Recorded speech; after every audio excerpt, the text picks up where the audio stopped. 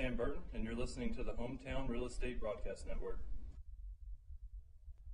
Welcome inside Regency Furniture Stadium. Andrew Banster alongside Stevie Bowen as we take you in to tonight's matchup. Your Southern Maryland Blue Crabs, scratch that, your first place Southern Maryland Blue Crabs, here to take on the Gastonia Honey Hunters here at Game 2 of a 3-game series. Your Blue Crabs come in with a record of 20-16, hosting the Honey Hunters, who have a record of 14-20. Tonight's game, the 37th of the season, on a Wednesday, July 7th, was real hot earlier in the day, Steve. Has cooled down a little bit. First pitch at 6:35. We have a familiar pitching matchup here this evening and an interesting one, to say the least. Sam Burton takes the mound for the Southern Maryland Blue Crabs, and he'll do so against his former teammate as of yesterday, the right-hander, number 14, Austin Glorious. Now, Glorious was traded from the Blue Crabs to the Honey Hunters yesterday in exchange for Miles Williams, who had a single in his Blue Crabs debut. But it's certainly going to be an interesting one, Steve. That's a very fun matchup to watch. You know, it's going to be kind of exciting to see how Glorious is able to approach himself on the mound. You know, he's seen these guys play all year. You have to know that at least he knows a little bit of what they like to swing at, what they don't like to swing at. So I think it's just going to be a fun day of baseball today. There's no question about it. The Blue Crabs a game up in the Atlantic League North Division.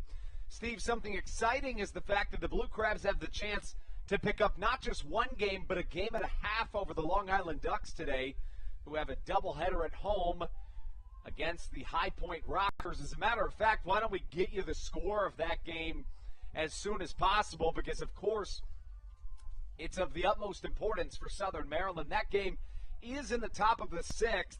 It's a 2-0 Long Island lead in the top of the sixth. A low-scoring affair between the Ducks and, of course, the High Point Rockers. Southern Maryland, if they win, they will still be in first place in the Atlantic League North Division. Now, if they lose and the Ducks win too, Southern Maryland would be tied for first place in the Atlantic League North Division. Stevie, we talk about today's matchup. What did you see yesterday? You know, we saw a big inning coming from the Blue Crabs offense in that bottom of the third inning. Joe DeLuca, our player of the game yesterday, had himself a great day behind the plate and at the plate as well.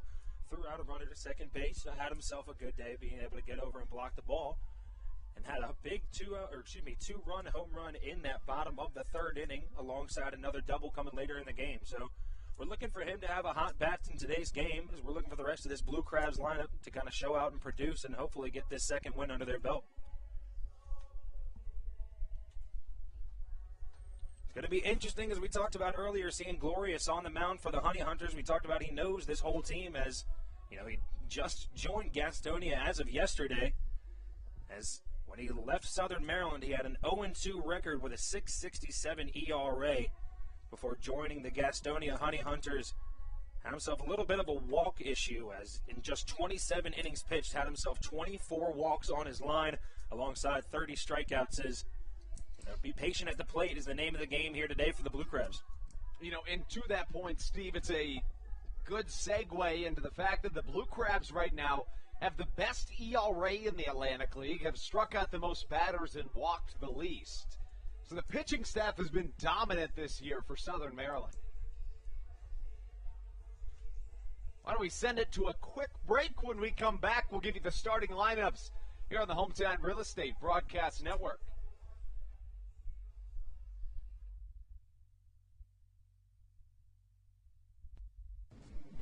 This is Sam Burton, and you're listening to the Hometown Real Estate Broadcast Network. This is Sam Burton, and you're listening to the Hometown Real Estate Broadcast Network. Chick-fil-A of Charles County has been a proud supporter of the Southern Maryland Blue Crabs since their inception in 2008. For years, they have sponsored the Southern Maryland Blue Crabs, America's prisoners of war and missing in action. In between the second inning of each game, there is a moment of silence brought to you by Chick-fil-A. The Southern Maryland Blue Crabs appreciate and respect not only Chick-fil-A, but all of those that have served our great country. The seat that they sponsor was made possible by Chick-fil-A of Charles County. Thank you so much, and visit any of your Charles County Chick-fil-A locations today. The Charles County Department of Health encourages you to get the COVID-19 vaccination today. You can get it all over Southern Maryland or no matter where you are across the United States. Vaccinations are offered right here at Regency Furniture Stadium with no appointment needed. Charles County Department of Health and the Southern Maryland Blue Crabs urge you to take one for the team and get the vaccine.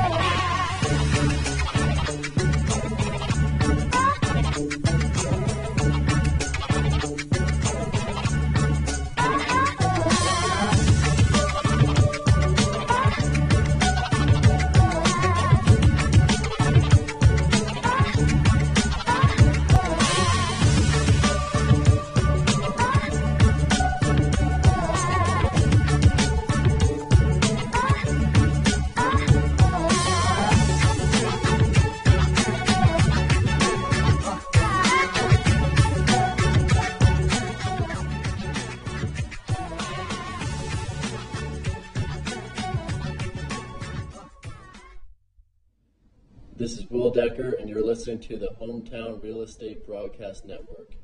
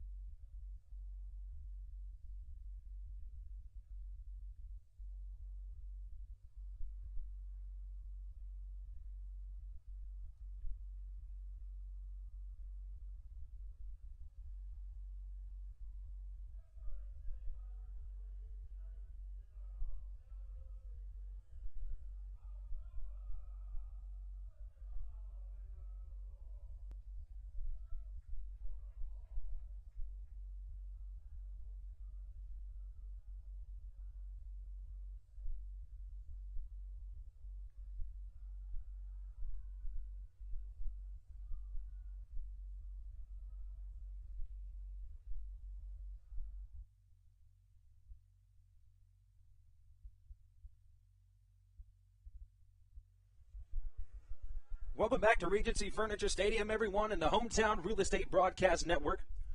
We're going to run you through the lineups for today's matchup. The visiting Gastonia Honey Hunters will be batting first as they are the away team. Leading it off for them will be the center fielder, number 1, Boog Powell. Batting second, the left fielder, number 12, Mike Pappy. And batting third, the third baseman, number 17, Mike Osinski. Batting fourth is the designated hitter, number 28, Joshua Saleh. And batting fifth, the catcher, number 23, Jesus Sucre. And batting sixth, the right fielder, number 4, Jake Skoll.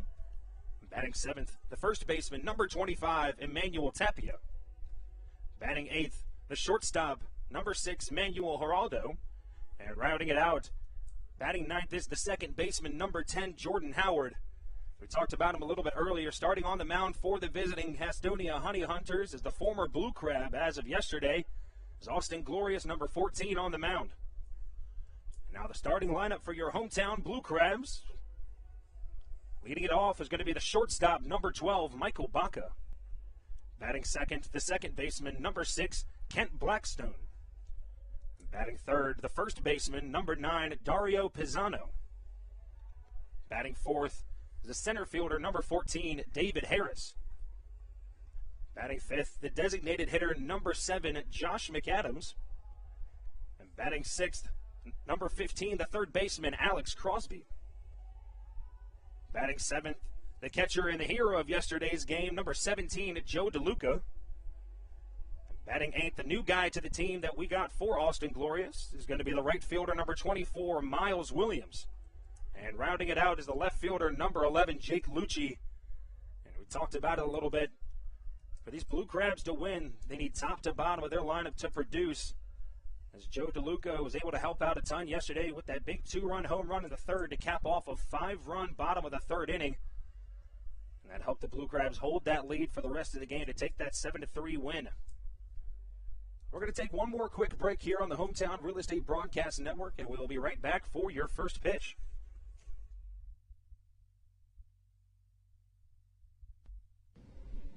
This is Rafael Arewa, and you are listening to Hometown Real Estate Broadcast Network.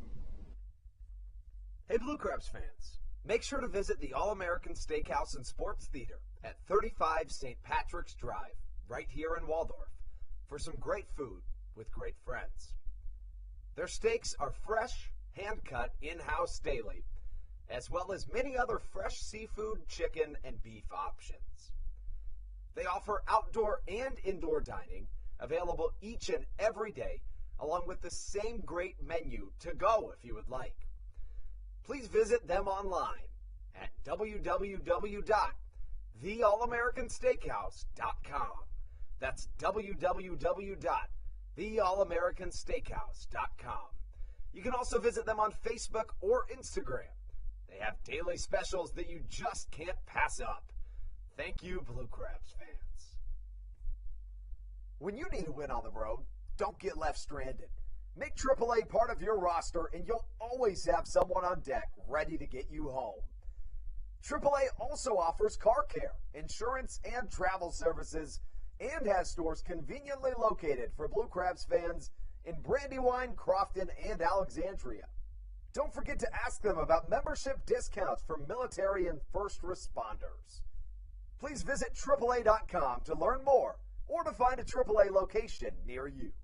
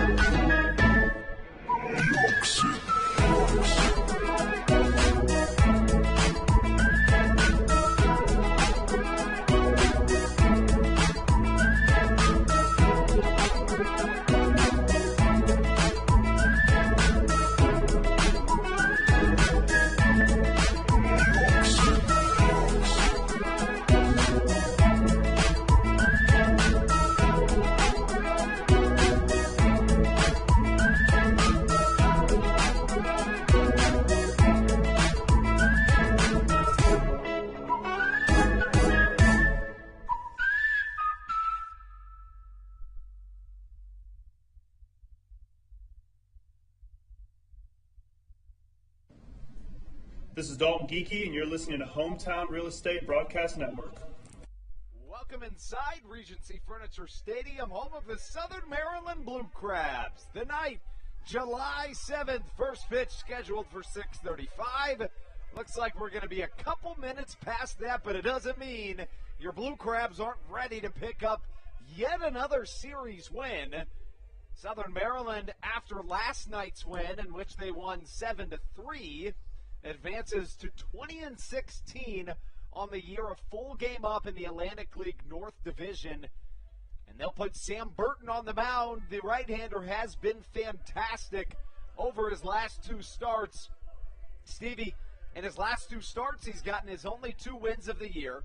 In 12 1/3 innings, he's allowed 1 earned run, 8 hits, and 9 strikeouts for the right-hander. He has really turned his season around. And turned his season around. He has. Andrew, you said it there. His last 2 starts did a fantastic job. So far, that brings his line on the season, as you said, 2 wins, 2 losses for the right-hander. He's got a 6.07 ERA in 6 games. 29 2/3 innings pitched. He's given up 21 runs, 20 of them earned, and 15 walks alongside 22 strikeouts for him, as we should see a pretty solid game from him today. So yesterday, the Southern Maryland Blue Crabs traded the right-hander Austin Glorious to this same Gastonia Honey Hunters team in exchange for Miles Williams as the first pitch of the game, a strike called to Boog Powell. Now, we can imply that in trading Austin Glorious, and after seeing Colton Mahoney in that starting rotation yesterday, we can imply that he's comfortable having Mahoney and Burton in that starting lineup. Burton certainly proved himself, as has Mahoney. But, Steve, the real story of the day is an announcement that was just made a couple of seconds ago. The Kansas City Royals have purchased the contract of right-handed pitcher Brandon Barker from the Southern Maryland Blue Crabs. The right-hander will report to AAA Omaha with the Storm Chasers. So, with that being said, Steve, Southern Maryland now short a starter. It'll be interesting to see, but nonetheless, the former teammates face off against each other tonight. And you said it there, short another starter, as you've seen. Colton Mahoney now coming into that starting spot, looking for him to pick up a little bit more slack. As you said, we're down 1 more at the moment, but we'll see what Sam Burton can do on the mound today for the Blue Crabs as they look for another series win. Burton had 2 strikes in a row, now 3 balls in a row to work the count full. From left to right in the outfield for Southern Maryland, Jake Lucci in left, David Harris in center, and Miles Williams in right field. The flare shot to the left side, no problem for Alex Crosby, who mans third base. At shortstop, Michael Baca. At second, Kent Blackstone. At first, Dario Pisano, Joe DeLuca behind the dish. And again, Sam Burton on the mound. And we talked about yesterday, there was a double play ball that Josh McAdams had a little bit of trouble kind of digging out. It looked like he was limping a little bit. As you see Alex Crosby over at third base, they might be just giving him a day off as he's in the DH spot for the day. Crosby, Pisano, and McAdams have all rotated in the corner infield positions this season. Now, Pisano has not played third, and McAdams has not played first. With that being said, McAdams played a lot of first base for the Blue Crabs in 2019.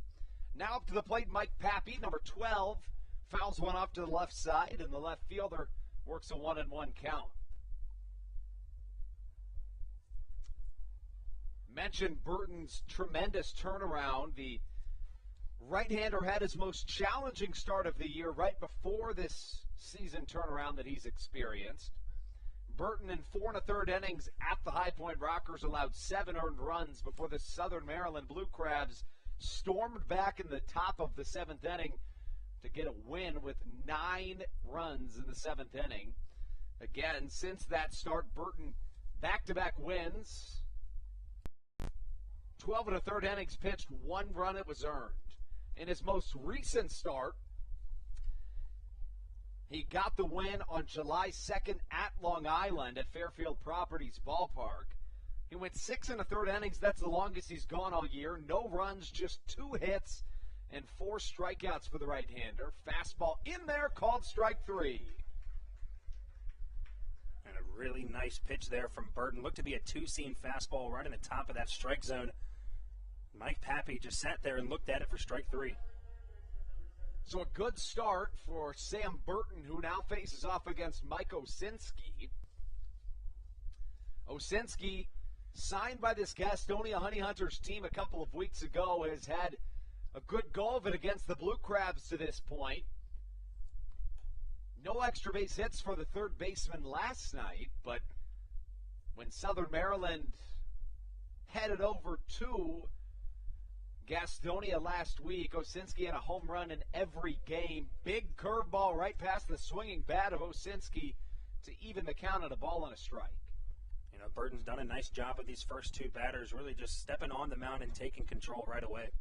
The right-hander certainly with much more confidence than he may have had earlier in the year. Backhanded pick by Alex Crosby across the body off center. Usually a first baseman, but he makes the transition to the other corner end of the infield quite smoothly. 3 up, 3 down for Sam Burton, and when we come back, it's Michael Baca, Ken Blackstone, and Dario Pisano right here on your home for Blue Crab Baseball, the Hometown Real Estate Broadcast Network. This is Andrew Riceno, and you are listening to the Hometown Real Estate Broadcast Network. So, what do you like about your home? Practice like hockey. I practice stick handling and sometimes shooting. Mommy, go outside sometimes. I like playing lacrosse. Famous Fritz. I like the scribble. Daddy. I like to build Legos at home. I have the biggest closet. Riding my dirt bike. We help you home. At Hometown Real Estate, we want to help you and your family home, whatever that takes and whatever that means to you. Give us a call at 888-225-2736 or online at helpyouhomebluecrabs.com. All Pawn is Southern Maryland's premier pawn shop and is the official pawn shop of the Southern Maryland Blue Crabs. Stop by and say hello today. They've been a part of the Southern Maryland community for 18 years. If you need some cash to hold you over, or if you're just doing some spring cleaning and want to clear some stuff out, please bring it by All Pawn and let them make you an offer. If you have broken jewelry or some that you just don't want anymore, please bring it by and they'll pay you more than anyone in the Tri-County area. They're located on 301 in White Plains, just south of DeMar Road. Go Blue Crabs!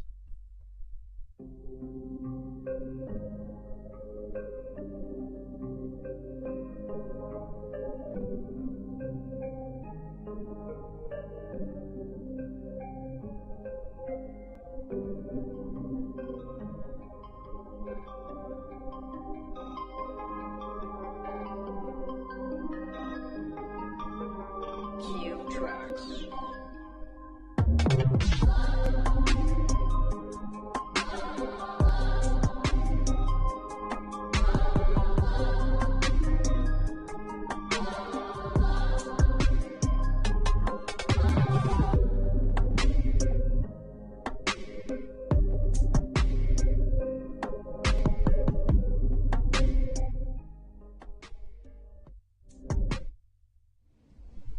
This is Daryl Thompson, and you're listening to the Hometown Real Estate Broadcast Network.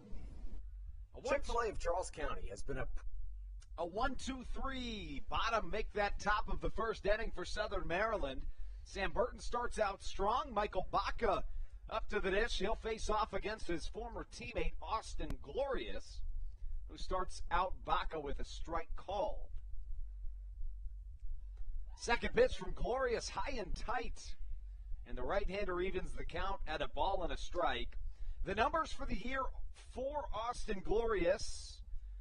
The right-hander 0-2 with a 6.67 ERA. Now, he was traded from the Southern Maryland Blue Crabs to the Gastonia Honey Hunters just yesterday. So he had to walk from one side of the clubhouse to the other, as did Miles Williams, who was traded from the Honey Hunters to the Blue Crabs in exchange for Austin Glorious. Mentioned when Colton Mahoney moved into Glorious' spot in the starting rotation, that's when Austin was traded. But earlier, just today, Brandon Barker, another Blue Crabs starting pitcher, had his contract purchased by the Kansas City Royals. Stevie, he'll report to AAA Omaha. Very proud of Barker, of course, coming out of here. You love to see a player come to this Atlantic League, do really well, and then get his contract purchased. Glorious with a long look in, a 2-2 on its way from the right-hander who works out of the stretch. Well struck by Baca. It's got the distance, but it's just foul to the left of the foul pole. Baca, normally not a power guy, as we've seen him either in the number 1 spot or the number 9 spot in this lineup, as he put a charge into that foul ball, making some pretty good contact. Glorious would have started yesterday for Southern Maryland until the trade, so gets an extra day off. The 2-2 misses outside, and the counts worked full. You mentioned it in the pregame show, Steve. Glorious's biggest issue is the base on balls. When he's not walking batters, he's fantastic, but when he is, he really struggles. The right-hander, interestingly enough, has a fastball, just misses off the outer edge. Ball 4 called, and Glorious puts Baca aboard. You saw Glorious a couple times now. Looked like he had strike 3 on 2 separate pitches there against Baca. As we talked about, an electronic strike zone, it's really hit or miss sometimes. Glorious has 128 career professional appearances, but interestingly enough, he had never started a game in a professional baseball season prior to 2021. Started in the Blue Crabs starting rotation, and now after being traded, will continue to be a starter. Glorious now facing Kent Blackstone. First pitch misses outside, but we talked about the walk issues for the right-hander. This season so far, in 27 innings pitched, he's walked 24 batters. His walks plus hits per innings pitched over 2 at 2.037. Another ball misses outside to Blackstone, who works to a 2-0 count. Kent Blackstone, top 10 in the Atlantic League in walks drawn this year. It's Wagon Wednesday here at Regency Furniture Stadium. That means you can bring your pup to the ballpark. Blackstone fouls one away, strike 1. Stevie, be honest with me. Any better combination than dogs, beer, and baseball? I don't think so. I think that might be the best combination in the existence of everything. It's the best trio of things anywhere, in my opinion. Blackstone works a 2-1 count. The right-hander enters play. 6 home runs, 18 RBIs on the season. Fastball misses downstairs. The count 3-1. We talked earlier about the command struggles for Glorious, and we're seeing it here early. Now, to the right-hander's credit, you mentioned it. It does seem as though the zone has been a little bit squeezed, at least from our vantage point. The 3-1, fastball hit hard up the middle, but right at the center fielder, Boog Powell, who backtracks 3 or 4 steps and catches for out number 1. Good piece of hitting by Blackstone. You know, we've seen that a lot, especially in this last home series today and yesterday. Blue Crabs didn't have a whole lot of extra base hits. You know, they had, 1 or 2 doubles yesterday, but a lot of really good contact off the bat coming from this Blue Crabs lineup. The Blackstone lineup brings up Dario Pisano, the left-handed hitting first baseman here today for the Southern Maryland Blue Crabs. Comes in with a .290 batting average, 3 home runs, 18 RBIs on the season. We mentioned the Long Island Ducks are playing a doubleheader today. That, of course, is important because they enter play 1 game out of first place behind your Southern Maryland Blue Crabs. That game has gone final. The Ducks win 2-0, so Southern Maryland now just a half game up in the Atlantic League North Division. The Ducks will play another one tonight. Nonetheless, Southern Maryland controls their own destiny in terms of staying atop the Atlantic League North Division. The 1-0 from Glorious evens the count, a ball and a strike.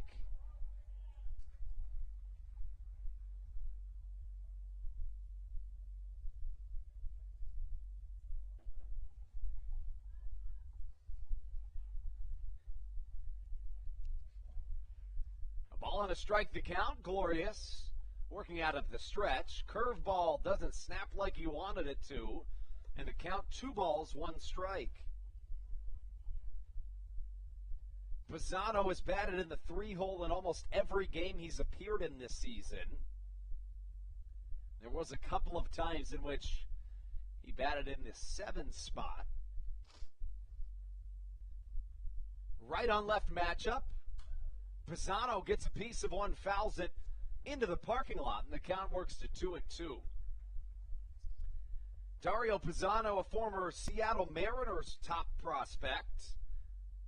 In the season opener this year, back on May 28th, Pisano went 4 for 5 with 2 home runs and a double. That was against the West Virginia Power. He was named ALPB Roundup's Player of the Weekend. Shout out to Ryan from ALPB Roundup. Hard hit to the right side. Howard gobbles, sends it off to second. Geraldo to first. A 4-6-3 double play. And just like that, the Blue Crabs go down in order. Nonetheless, they do get a hit in the inning. Make that a base on balls from Michael Baca. We're through 1 in Southern Maryland. When we come back on the Hometown Real Estate Broadcast Network, Josh Saleh, Jesus Sucre, and Jake Skoll right here at Regency Furniture Stadium. This is Daryl Thompson, and you're listening to the Hometown Real Estate Broadcast Network. Chick-fil-A of Charles County has been a proud supporter of the Southern Maryland Blue Crabs since their inception in 2008. For years, they have sponsored the Southern Maryland Blue Crabs, America's prisoners of war and missing in action. In between the second inning of each game, there is a moment of silence brought to you by Chick-fil-A. The Southern Maryland Blue Crabs appreciate and respect not only Chick-fil-A, but all of those that have served our great country. The seat that they sponsor was made possible by Chick-fil-A of Charles County. Thank you so much, and visit any of your Charles County Chick-fil-A locations today. Through October of 2021, COVID-19 vaccinations are offered right here at Regency Furniture Stadium. No appointment necessary. Just swing on by and get your COVID-19 vaccination today. Take one for the team, Southern Maryland. Get the vaccine.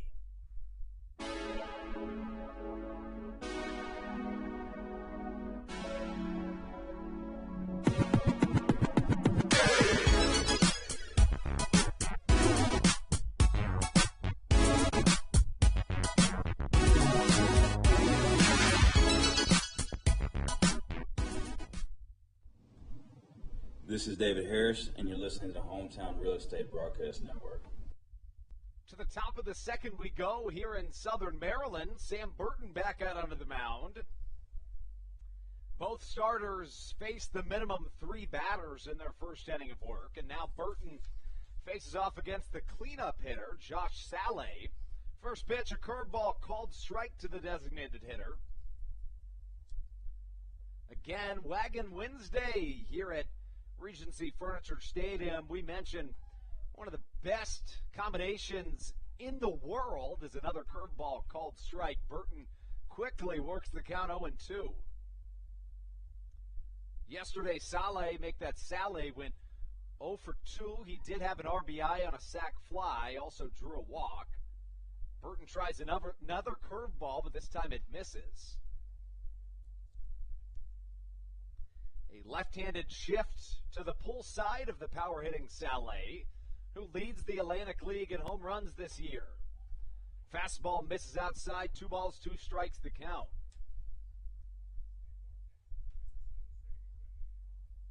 Saleh on the season at .277 hitter.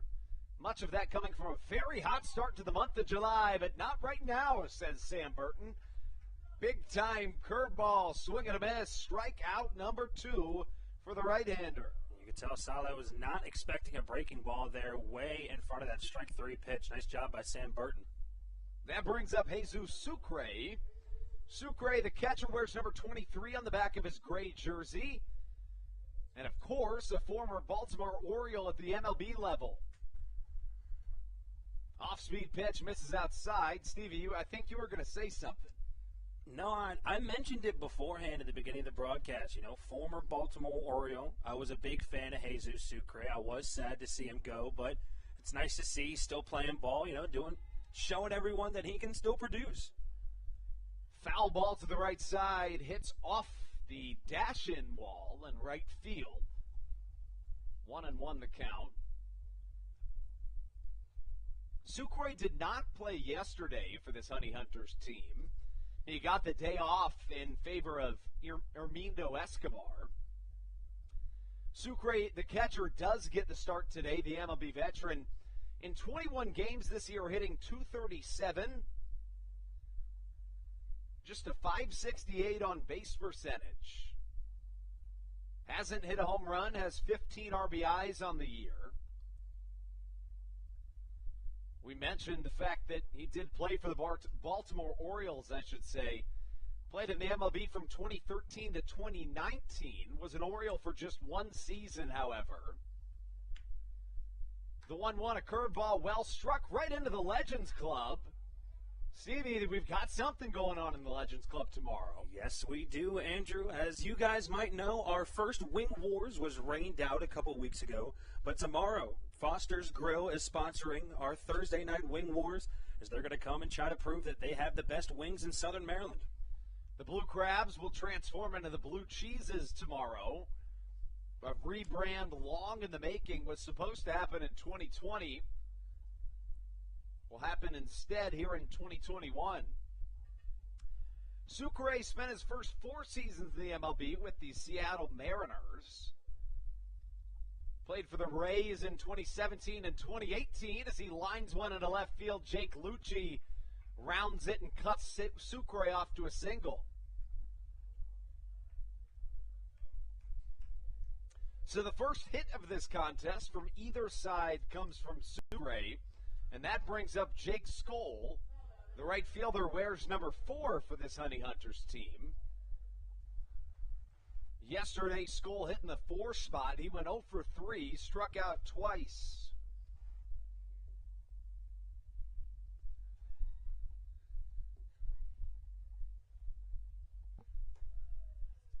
Yet another curveball, something that Burton has leaned on here early, but the right-hander doesn't get the call this time. Burton with a look over to first, the pitch.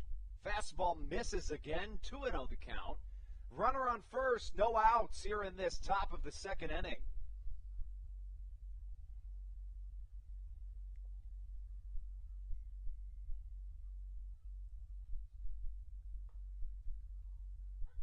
Fastball catches the outer edge.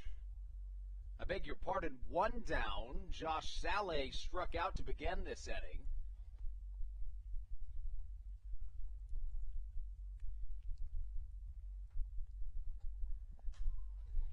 Fastball hit high in the sky, headed towards third. Alex Crosby running at the end. Michael Baca there just in case, catching for out number 2.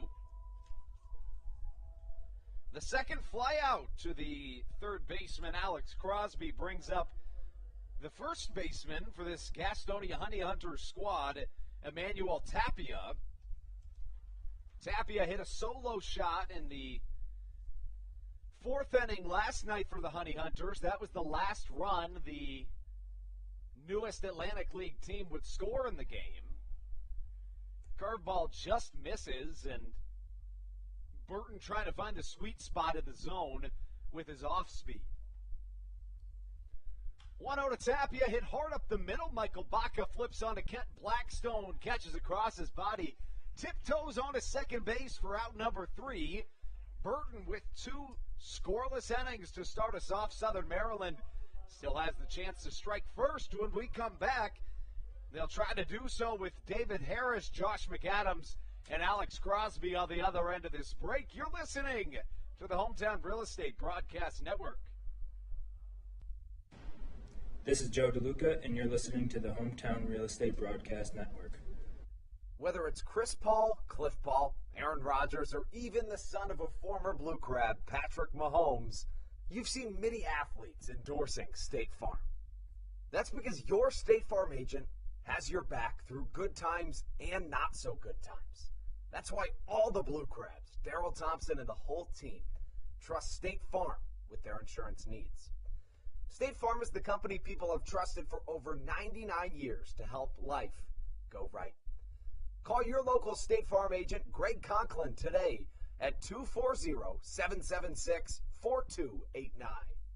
When you're in the market to buy or sell a home, call Tony McClure of Century 21 New Millennium and his Grand Slam team, the realtor of the Southern Maryland Blue Crabs since our first season in 2008. Tony and his team of preferred partners includes Tim Murphy of CNF Mortgage and Steve Scott of the Scott Law Group. Together, they will ensure that your real estate needs are nothing short of a grand slam. The quality service you will receive is Hall of Fame worthy. Put Tony's 41-plus years of experience to work for you. Call or text Tony today at 301-928-1280 for your personal Grand Slam experience. Go Blue Crabs.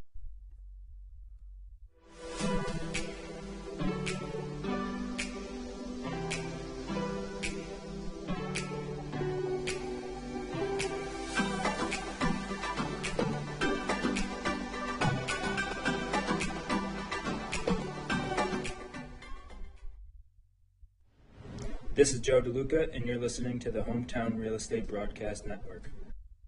4-5-6 due up for your Southern Maryland Blue Crabs here in this bottom of the second inning. David Harris, Josh McAdams, and Alex Crosby up to the bat for your Blue Crabs. As for Harris, a .222, make that a .223 hitter on the year. 4 home runs, 22 RBIs.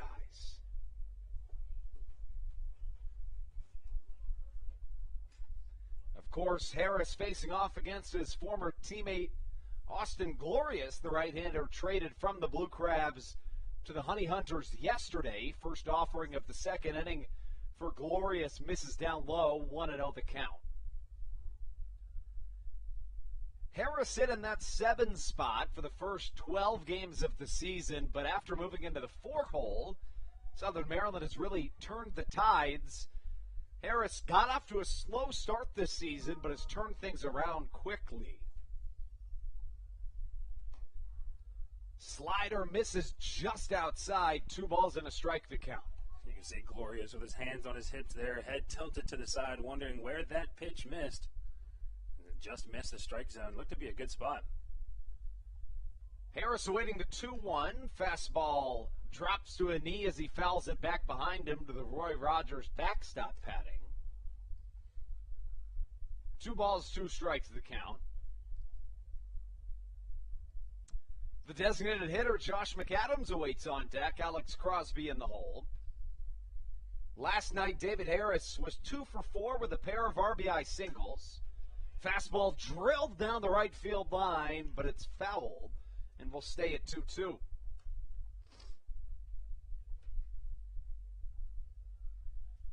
Harris wipes some sweat off of his eye. Practice swing, and he steps back into the right-handed batter's box.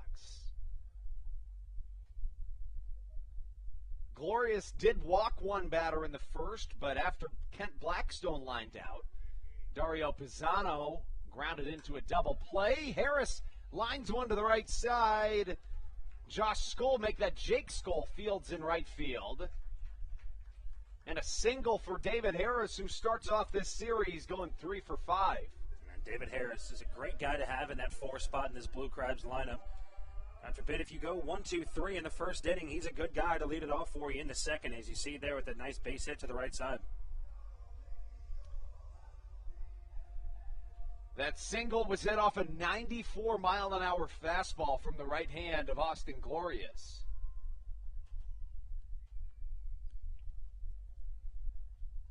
That brings up Josh McAdams. Yesterday, McAdams batted in the 5-hole. He went 0 for 4, did drive in a run in that game.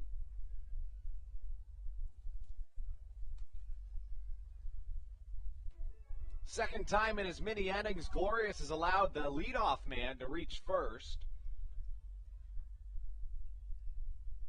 Michael Baca walked in the first. Harris singles here in the second. The Blue Crabs will try to take advantage of it, but not before David Harris tries to swipe second. Looks like he might have been beat, but off the top of the glove of Jordan Howard. His eyes were bigger than his stomach, Stevie.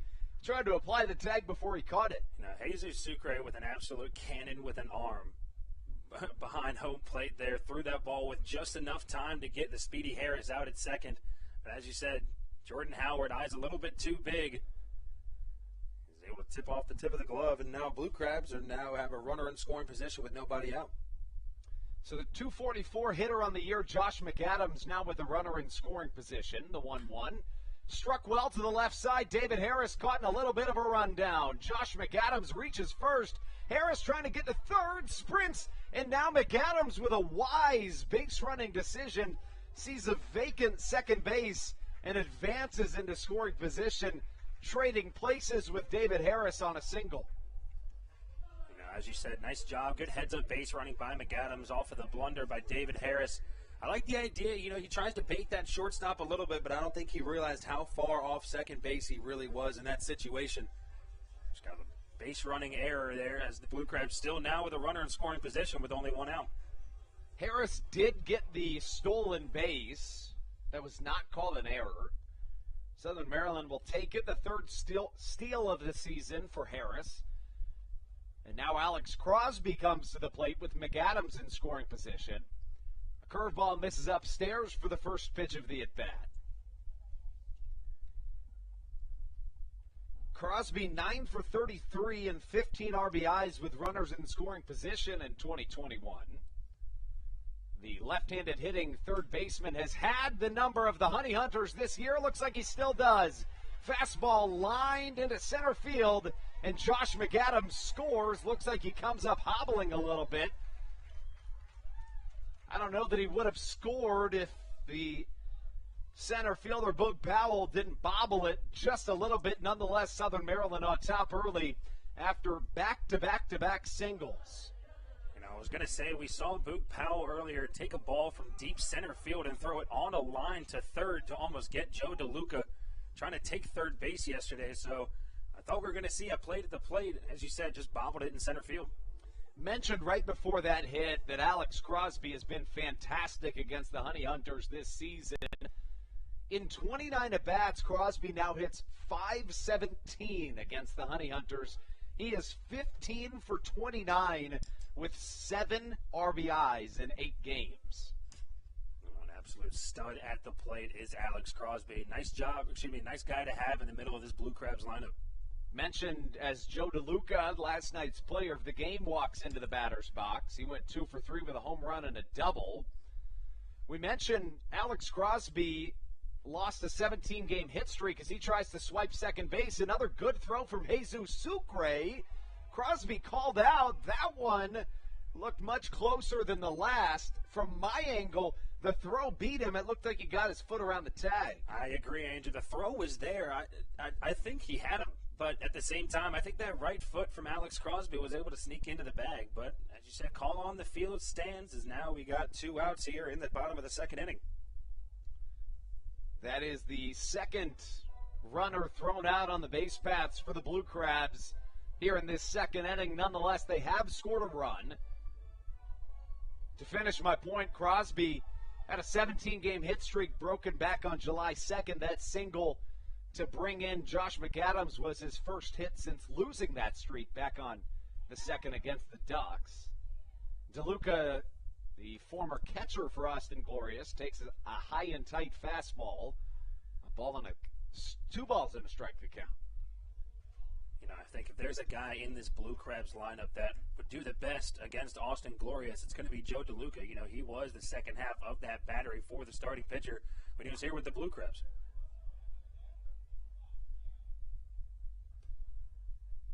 Two and two goes the count as DeLuca fouls one to the right side.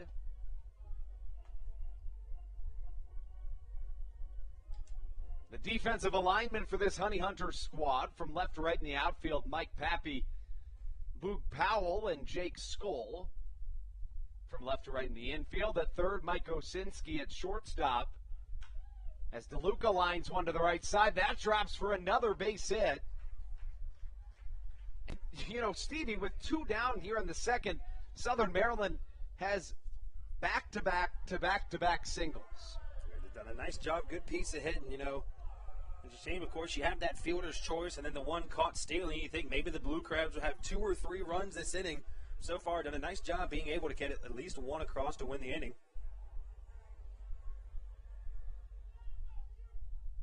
And that brings up the Blue Crabs newcomer, Miles Williams. Stan Clyburn going out towards third base for one reason or another. I'm still trying to figure out what exactly it is that the manager is doing. And it looks like Matt Latos got tossed from the game. As he's over on the left side arguing with that second base umpire. It looks like he's still jawing at him a little bit. I think you're right. I just didn't see what happened to... Neither did I. The only thing I saw down the side was just Latos going at it. So Latos heads back to the clubhouse. Stan Clyburn has a word with the third base umpire, but to no avail. Clyburn heads back to his dugout and comes back without his closer, so the presumed closer in this game, Andres Briseño. Certainly the next best arm in the Blue Crabs pen, has the best ERA on the team. The best ERA in the Atlantic League among qualifiers was by Brandon Barker, who had his contract purchased by the Kansas City Royals just about an hour ago. He'll report to AAA Omaha as a member of the Storm Chasers. Here goes Joe DeLuca trying to swipe second base, and he's thrown out. Southern Maryland caught running 3 times in this inning, trying to test that arm of Jesus Sucre, who continues to impress. You know, that play looked a little bit closer than the last one. I think there still might have been a chance Joe DeLuca's foot was able to slide in there. But as you said, call on the play stands as now we head into the top of the third inning. We'll take it into the top of the third when we come back. Southern Maryland protecting a 1-0 lead on the Hometown Real Estate Broadcast Network.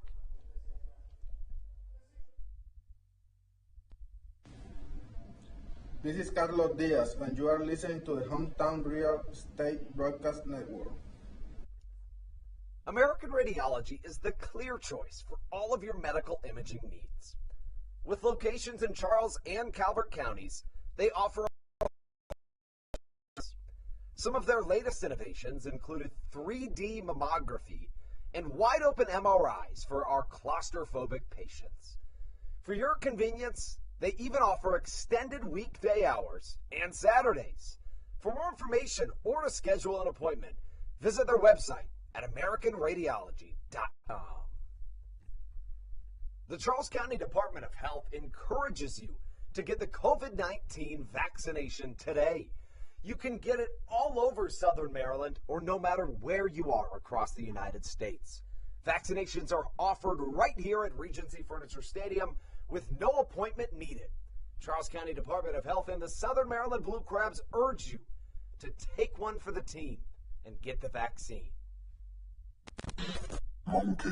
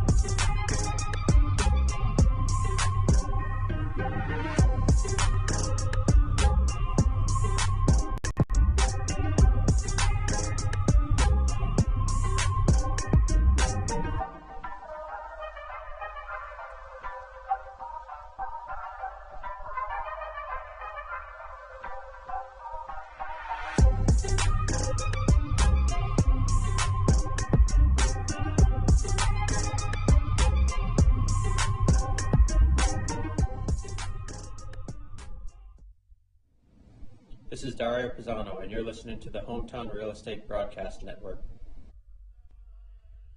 8-9-1 due up for the Honey Hunters in the top of the third. That means Manuel Geraldo, Jordan Howard, and Boog Powell. Geraldo leads us off. The shortstop wears number 6 and is in his first plate appearance of today's contest. Yesterday, Geraldo batted in the 7th spot. He went 0 for 4 with 3 strikeouts. Sam Burton's been pretty darn good to this point, Stevie. The right-hander has allowed just 1 hit through 2 innings of work. Mentioned that in Burton's most recent appearance, the right-hander led the Blue Crabs to a 1-0 series opening victory against the Long Island Ducks. He went 6 in the 3rd innings, 2 hits, no runs allowed. A ball and a strike that counts. Sam Burton delivers the pitch. Fouled off the end of Geraldo's bat. And the count 1-2. You've seen Sam Burton go back to that breaking ball a bunch already in these first 3 innings of work. So far, it's been able to work for him. Just missing his spots every once in a while, but done a nice job with that breaking ball. Burton's 1-2, well struck to the right side. Back goes Miles Williams, getting into that corner in right field, and he'll catch for out number 1. Looked like it had the potential at home run distance off the bat, but it held up. And a good play by Miles Williams. Yeah, Williams got himself pretty deep into that right side corner, but nice job able to track it down and make that play for out number 1. Southern Maryland scored the lone run of this game back in the bottom of the 2nd. Josh McAdams reached on a fielder's choice, and Alex Crosby drove him in on a single up the middle.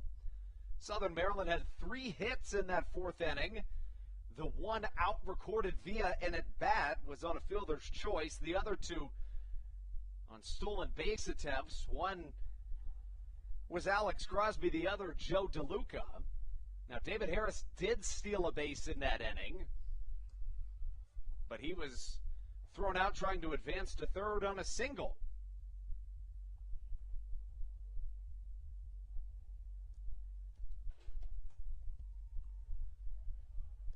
Burton now facing off against Jordan Howard.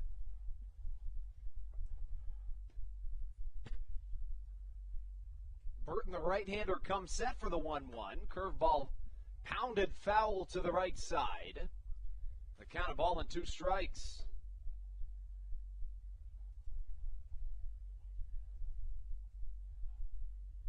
Burton in his 3rd inning of work. The right-hander hovering in the mid-80s to high 80s here tonight. Jam shot to the right side. Looked off the bat like it was going to be right to Kent Blackstone, but gets over his head with just enough distance for a single.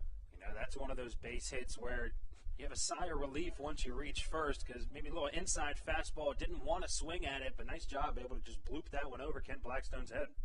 The second Honey Hunters hit here this evening, the other came off the bat of MLB veteran catcher Jesus Gray, and now the lineup back to the top. Boog Powell steps up after popping out to the third baseman Alex Crosby his first time up.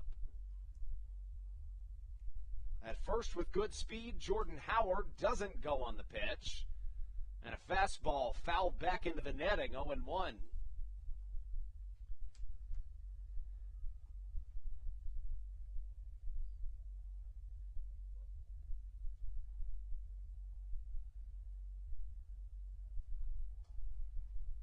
Pickoff move over to first. Howard back safe.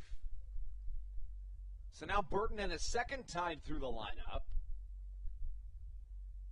Entered play today with a 2-2 record. As the runner goes on the pitch, he'll be there with plenty of time to spare. Michael Baca hops over Jordan Howard. He tries to pretend like he didn't catch it. I'm about to say, a good little deke move there, and an even more impressive display of athleticism, being able to jump over the stealing Jordan Howard. We've now seen 4 stolen base attempts through the first 2.5 innings of work.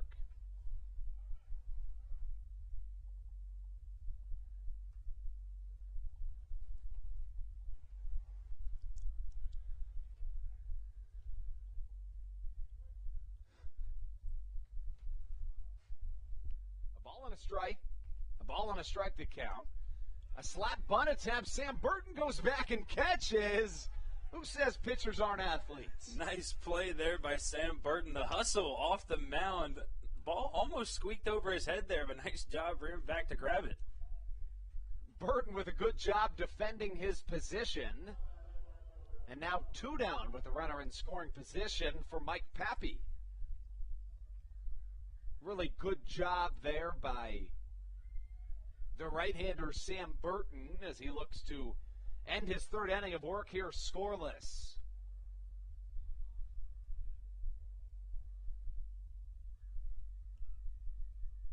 Pappy in his first time up struck out looking for the second out of the first inning.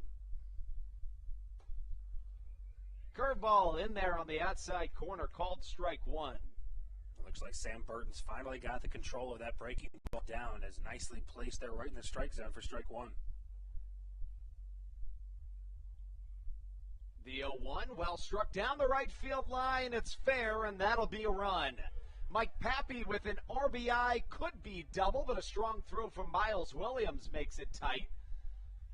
A line shot down the first base line evens things up here in the top of the third inning with a Mike Pappy RBI double. A really nice piece of hitting, getting that inside fastball and able to just rip it down that first baseline, assuring that Jordan Howard doesn't really have to do much but just jog home from second. You know, and we mentioned, of course, that there's been 4 stolen base attempts in this game, but that right there shows why stolen bases are just that important. Of course, Jordan Howard scores a run because he was in scoring position due to his steal. And that extends the inning, bringing up Mike Osinski. He ended the first inning with a ground ball to the third baseman Alex Crosby, who made a fantastic play. And now Osinski takes one off the outer edge.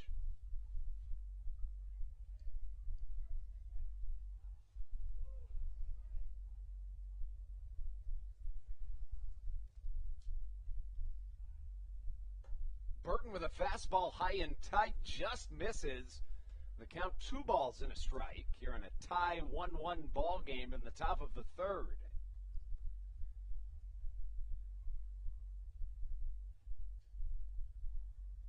Burton comes set, looks back to second. Now another time, the pitch to the 3-man Mike Osinski, blooped into center field, but right at David Harris. He didn't even need to move a muscle. So 1 run does score. It comes on a Mike Pappy RBI double that brought home Jordan Howard. We're tied as we take you into the bottom of the third. When we come back, it is Miles Williams, Jake Lucci, and Michael Baca here on the Hometown Real Estate Broadcast Network. This is Jake Lucci, and you're listening to the Hometown Real Estate Broadcast Network. Dyson Building Center is one of the oldest family-owned and operated hardware, lumber, and building supply stores in Southern Maryland. They are located in St. Mary's County on Route 5 in Great Mills. Dyson's has an expansive and diverse inventory to help you with all of your home improvement and project needs. Whether you're new to the world of DIY, a tried and true DIY professional, or somewhere in between, the friendly and experienced staff at Dyson Building Center is ready and willing to help you today. In February of 2020, Regency Furniture Stadium and the Southern Maryland Blue Crabs were given what we view as an honor, being named the 4th mass vaccination site in the state of Maryland. Here's a message from Regency Furniture about the honor that it has been and still is to be one of Maryland's mass vaccination sites, getting our community back to safety.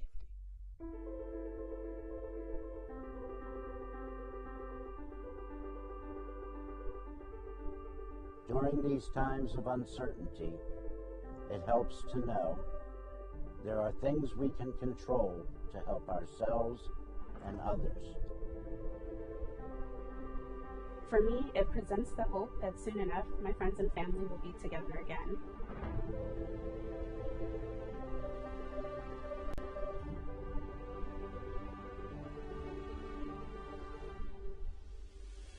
I just want to take this moment to thank the Maryland National Guard for their support in helping to facilitate and manage.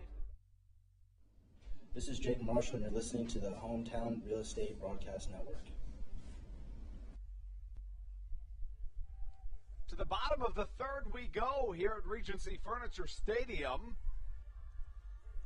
Southern Maryland brings up Miles Williams, Jake Lucci, and Michael Baca here in the bottom of the third. The Honey Hunters had a 2-out RBI double from Mike Pappy, his first hit of the series. And now Southern Maryland with a tie game, and their 8-hole hitter Miles Williams up to the plate. It'll be Williams followed by Lucci. First pitch from Austin Glorious of this third inning just misses the strike zone. 1 ball, no strikes. Williams had his Blue Crabs debut yesterday, went 1 for 3 after being traded for the man on the mound, Austin Glorious. Of course, Glorious was a Blue Crab up until yesterday, was traded for Williams, and now the two face off against each other in their new uniforms. Williams steps back into the right-handed batter's box, the 2-0. Fouls it into his own leg, and Williams, a good friend of a ton of big-time major leaguers. Acquaintances with Jack Flaherty, Cody Bellinger, another. Max Fried on that list. Was a good friend of the Angels pitcher Tyler Skaggs that passed away a few years ago. 2 balls and a strike to count.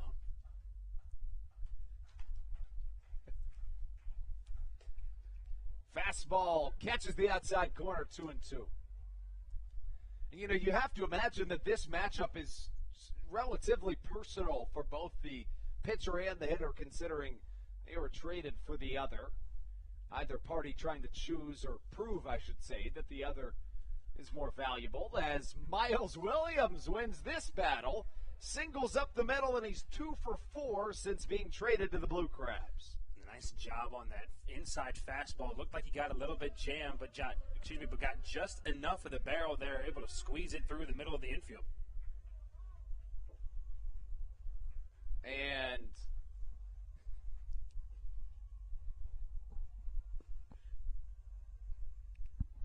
Jake Lucci comes up to the plate. Lucci in the 9-hole here today for the Blue Crabs. You know, it'll be interesting to see what Stan Clyburn does once Matt Hibbert and Zach Collier come back from injury. In addition, you could say the same thing about Cesar Trejo. The three of those individuals likely starters at some point or some place in the Blue Crabs batting order. Lucci mans the left-handed batter's box. The left fielder today for the Blue Crabs, and he takes inside for a called strike. Lucci went 2 for 4 with an RBI single yesterday. It was almost 2 RBIs, but a beautiful throw from Boog Powell. Make that at the time Josh Saleh in left field cut down Williams trying to make it what would have been a tie ball game in the second inning. The Blue Crabs did win 7-3 yesterday. Lucci hits one high in the sky to shallow left center field. Back goes Boog Powell about 10 feet from the warning track, catching for out number 1. Of course, we mentioned that the Long Island Ducks playing a doubleheader after being rained out yesterday. At the beginning of the day today, the Blue Crabs were a full game above the Ducks, but by the time first pitch was thrown, the Ducks had won the first of games in Long Island against the High Point Rockers today. The Ducks won game 1 2-0, but good news for the Blue Crabs after one inning. The Ducks are trailing the Rockers 1-0. Fastball in there, called strike to the leadoff man, Michael Baca. In his second plate appearance, the shortstop reached on a walk his first time up, was later part of a Dario Pisano grounded into double play. Here could be another one of those, but Baca's got good speed. Second to short, short to first. A strong throw from Geraldo at shortstop. And the second time the Blue Crabs have rolled into 2. When we come back, it'll be the top of the 4th, which means Stevie Bowen will be in control of this broadcast when we return on the Hometown Real Estate Broadcast Network.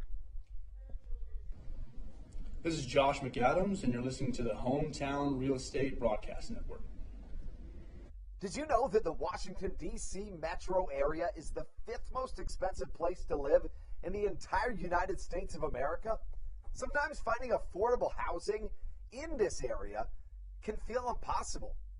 If you're struggling to find affordable housing, look no further than the Villages of St. Charles by Ross Properties. You can visit them online at villagesatstcharles.com for more information today.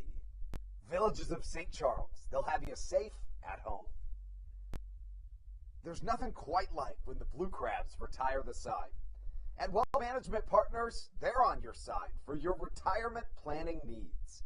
It's never too early to start planning your retirement. Talk to the experienced financial advisors of Wealth Management Partners located right here in Waldorf. Call them today at 301-885-0955. Again, Wealth Management Partners. Call them today at 301-885-0955.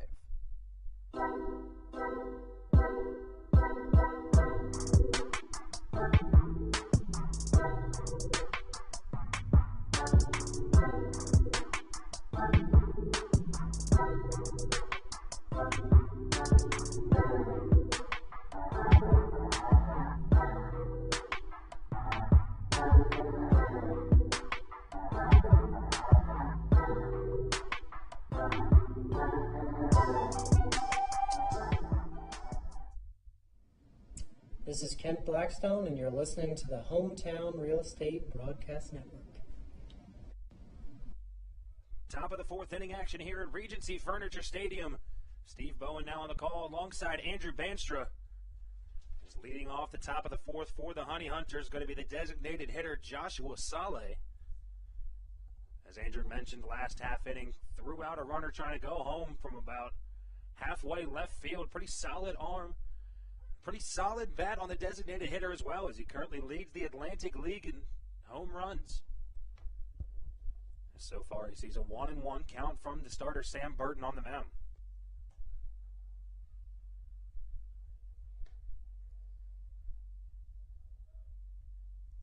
pitch to Saleh misses just outside of the strike zone. Count is 2 balls and 1 strike. Saleh struck out to start the top of the second inning as he's looking for his first hit of the day. Another fastball misses on the outer half of the strike zone. We saw a couple of those pitches be called a strike yesterday. Not a terrible idea by Sam Burton to try to use that opposite side of the strike zone and see if he can get a call. And a big breaking ball. Saleh's way ahead of it. As we said earlier, Sam Burton finding that control with that breaking ball, doing a nice job as he runs the count full at 3 balls and 2 strikes. And that's been the difference for Sam Burton in these last couple of starts in which he's fared much better than in his first 5 of the year. As somebody that's not going to crack anything higher than 91. As full count pitch, high and outside, fastball. Now runner on first base with nobody out. But as somebody that's not going to throw anything harder than 91, 92, you got to dominate with the off-speed pitches, and that has been the difference for Burton here in this last 3 starts of his. Now after a leadoff walk by Saleh, that brings up the catcher. Jesus Sucre, as we talked about, the former Baltimore Oriole, had a base hit back in the second inning.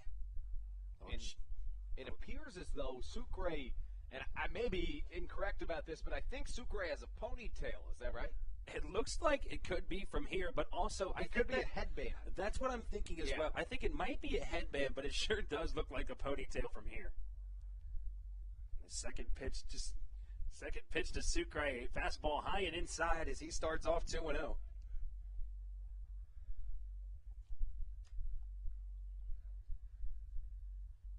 As you saw Sucre being able to throw out a couple of these Blue Crabs runners as they try to take second base. I might have been able to tell you before the game, he's got an arm behind the plate as he grounds one over to second base. Turn 2, Kent Blackstone. Good turn over there at second base and a nice play from the third baseman, Alex Crosby. Now after a leadoff walk, a double play puts 2 outs at the top of the 4th inning. That was a brilliant play by everybody involved. First off, Alex Crosby didn't have a ton of time to make that play. It was softly hit. He was playing back, fielded it about in line with the base, gets it over to Blackstone, who immediately transfers. He has some of the best hands in the Atlantic League and gets it over to first.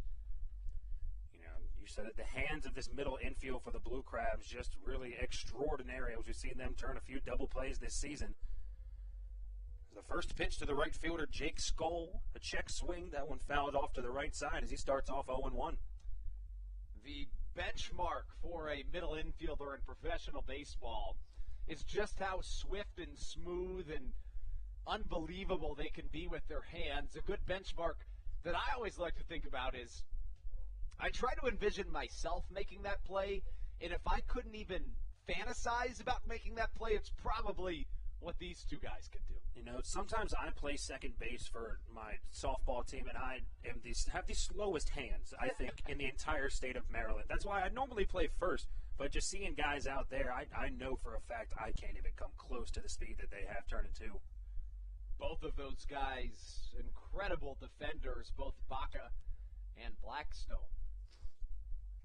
1-2, the count now to the right fielder of Jake Skoll. Fastball inside as Joe DeLuca gets turned around behind the plate. Not sure if he was expecting fastball either, as he looked to be a little confused. 2 balls and 2 strikes to the batter, Jake Skoll. Nobody on with 2 outs here in the top of the 4th. A big breaking ball from Sam Burton sits down his 3rd batter of this game. As after letting up a leadoff walk to Joshua Saleh, able to get a double play and then a strikeout to end the top of the 4th. We're going to be right back here on the Hometown Real Estate Broadcast Network. 2-3-4, Blackstone, Pisano, and Harris. Going to start it off for the Blue Crabs when we return.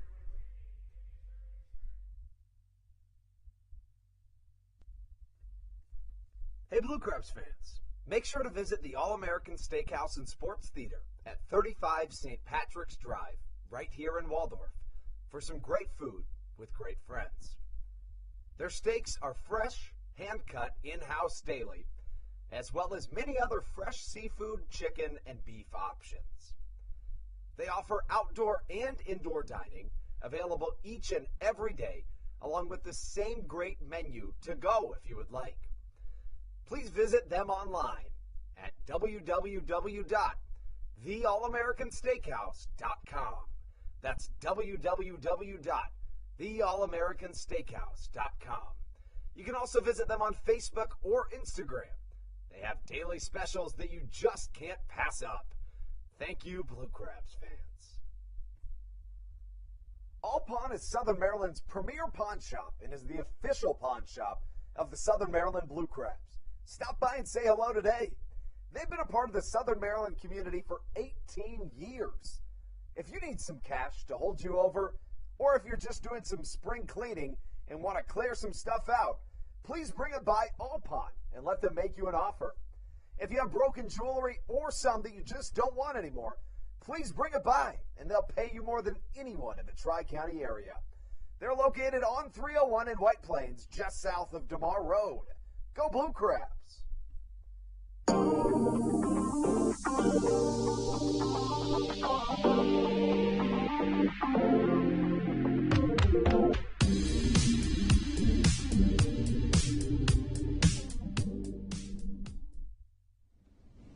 This is Patrick Baker, and you're listening to the Hometown Real Estate Broadcast Network. Austin Glorious back on the mound for the Honey Hunters in the bottom of the fourth inning. Game still tied at 1 run apiece here, heading into the bottom of the fourth. 3 hits each as well for both teams here at Regency Furniture Stadium. Glorious so far this game, 3 full innings pitch, has given up 4 hits, Instead of 4 hits, 1 run, only 1 of them earned and 1 strikeout. Andrew, we talked about it before the game. The Blue Crabs lineup needs to have a lot of patience when facing this former Blue Crab on the mound. As you said, had a little bit of walk trouble to start the season. So far, he's done a nice job with only 1 through 3 innings. Yeah, there's no question about it, A nice rope up the middle, second pitch swinging on a 1-0 count is Kent Blackstone, as he is on with a base hit to start off the fourth inning. It's an interesting situation. The Blue Crabs, Southern Maryland with the lowest batting average as a team in the Atlantic League, but the Honey Hunters with the highest ERA in the Atlantic League. So weakness against weakness. Now on the other side, the Blue Crabs have the best pitching staff in the Atlantic League statistically, so that's certainly their strong suit. The Blue Crabs need just a little bit of run support to win most of their games. Southern Maryland this year, when scoring 3 or more, 17-5 on the year. As you said, that all-star pitching staff of this Blue Crabs account for now half of the 8 shutouts across the Atlantic League, with 4 from the starting rotation. And you said they don't need much run support, but they do need some from this Blue Crabs lineup. Now the first baseman, Dario Pisano, steps into the plate as he grounded into a double play to end the bottom of the first inning. Southern Maryland's best offensive inning in this game, easily the second, in which they had all 3 of their hits here tonight. David Harris was caught in a pickle, and Southern Maryland got caught stealing twice. Do you think the Blue Crabs would dare test Jesus Sucre's arm again?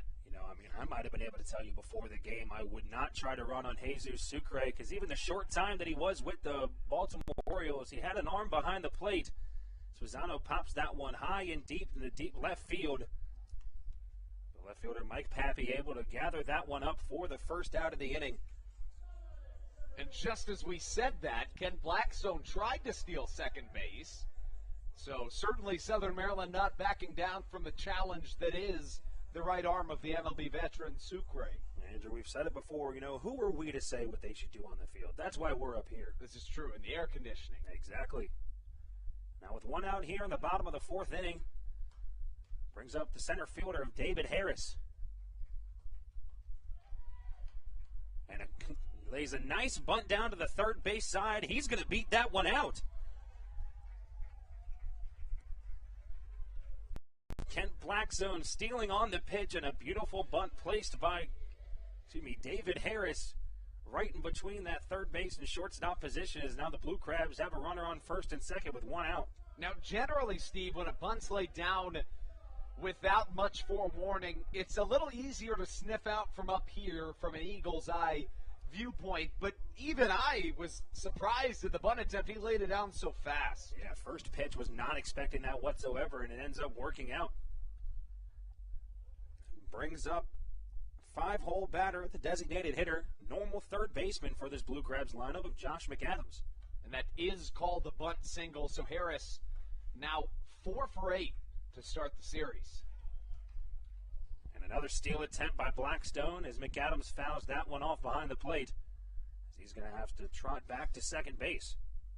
I was a little surprised to see McAdams swinging at that one with the jump that Blackstone had. Nonetheless, on a first pitch, if you like what you see, you go ahead and try to get a piece of it. We've seen McAdams so far a couple times just in this latest homestand. A little early on some of these breaking balls and pitches in the dirt. As you see him squaring up a couple base hits in the last home series and a couple home runs as well. Now the 0-1 pitch from Glorious. As he looks down Blackstone at second base. That wild pitch gets away. That's going to go back to the backstop, but Sucre, unable to get the ball and throw it in time, is now runners on second and third for the Blue Crabs with just one out. Like that one slipped out of Glorious's hands as Sucre didn't even have a chance to try to reach up and stop it as they just let it go by into the backstop. Now a 1-1 count to the designated hitter. Gastonia infield playing in on the baselines. They're still tied at 1 run apiece here. As McAdams fouls off the 1-1 pitch behind the concourse, the count's going to run to 1-2. In 2021, McAdams 10 for 48 with runners in scoring position. Has been much better at home than on the road. 3 homers here at home, but the biggest statistic, he has 8 RBIs in 7 games against the Gastonia Honey Hunters this season. The 1-2 pitch to the designated hitter. Fastball way up and inside. McAdams just gets out of the way of it as the count runs even at 2 balls and 2 strikes. Glorious still bringing it from a velocity standpoint. Started the game right around 94, 95, currently 92, 93. Glorious, one of the harder throwers that was in this Blue Crabs rotation, now on the Honey Hunters. As off the fist as McAdams grounds that one over to the first baseman. Emmanuel Tapia able to gobble that one up and make the play, and a nice job looking Blackstone back at third and Harris back at second for the second out of the inning. McAdams clearly disappointed in himself there, but really shouldn't be. He's a guy that has proven time and time again he can be one of the most valuable bats in this Southern Maryland lineup. Just isn't able to come through there. Now today's third baseman for the Blue Crabs is going to bring up Alex Crosby as he reached on a single and then was caught stealing back at the bottom of the second inning. Crosby also drove in a run in the second. He is 15 for 29 against the Honey Hunters this season. First pitch breaking ball from Glorious misses up and out of the zone for ball 1. Let me circle back on that to confirm that that was not a misspoken statistic. He is 15 for 29 this year, hitting over 500 in nearly 30 at-bats. The second pitch to Crosby. This one's fouled back into the backstop as the count runs even at 1 ball and 1 strike. Now, Glorious is not an arm that was with the Honey Hunters in most of Crosby's plate appearances in which he got all of those hits. Glorious was traded to the Honey Hunters yesterday from the Blue Crabs. The 1-1 pitch from Glorious. Big swing from Alex Crosby as he swings through the high and outside fastball. As Glorious gets ahead in the count as it runs 1-2.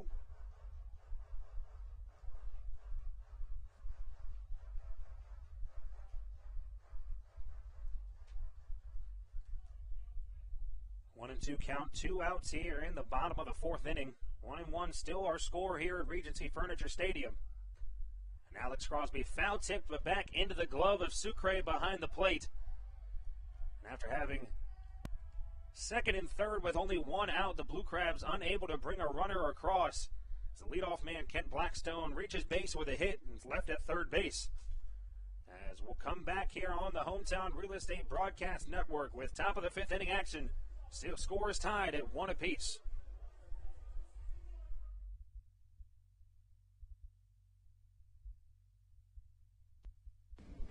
This is Sam Burton, and you're listening to the Hometown Real Estate Broadcast Network.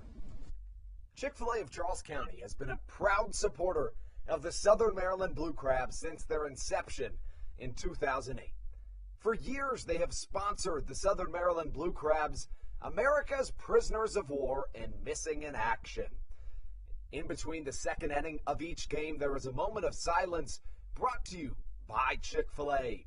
The Southern Maryland Blue Crabs appreciate and respect not only Chick-fil-A, but all of those that have served our great country. The seat that they sponsor was made possible by Chick-fil-A of Charles County. Thank you so much, and visit any of your Charles County Chick-fil-A locations today. The Charles County Department of Health encourages you to get the COVID-19 vaccination today. You can get it all over Southern Maryland or no matter where you are across the United States. Vaccinations are offered right here at Regency Furniture Stadium with no appointment needed. Charles County Department of Health and the Southern Maryland Blue Crabs urge you to take one for the team and get the vaccine.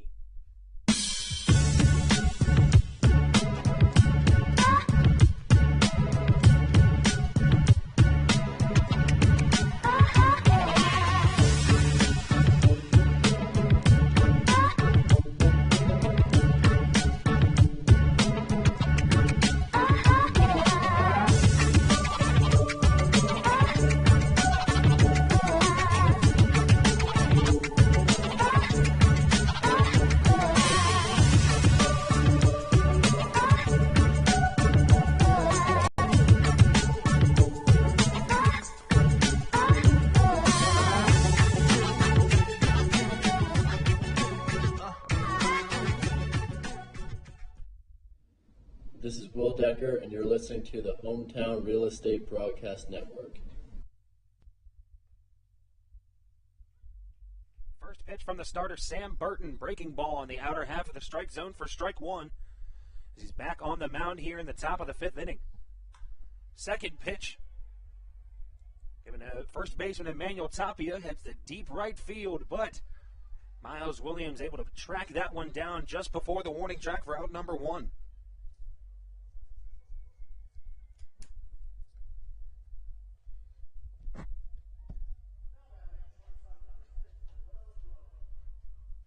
That's going to bring up the shortstop and the number 8 batter, Manuel Geraldo, as he flew out to Miles Williams deep down the right field line, back to start off the third inning. First pitch fastball from Burton looked to be a two-seamer, tailed right in the strike zone for strike one.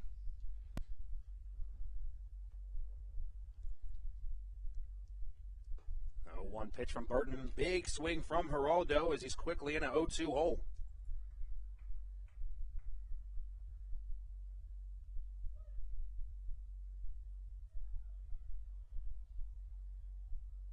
Burton doing a nice job on the mound so far for the Blue Crabs. As the third pitch to the shortstop, fastball out of the strike zone for ball one. Burton so far 4 1/3 inning. He's given up just 3 hits and 1 run. Came earned back in the top of the third inning. As Geraldo lifts one to shallow right field, but Kent Blackstone able to grab that one for the quickly second out of the inning. As we're saying, Burton now 4 2/3 innings after that second out. Has given up just 3 hits, 1 run. It was earned, and has just 1 walk and 3 strikeouts on the day so far. As we're still tied here in the top of the fifth inning at 1 run apiece. And both Burton and Austin Glorious keeping the pitch count very low. The two combine for under 130 pitches. And Burton at 69 pitches so far in this game. Glorious 10 behind with 59.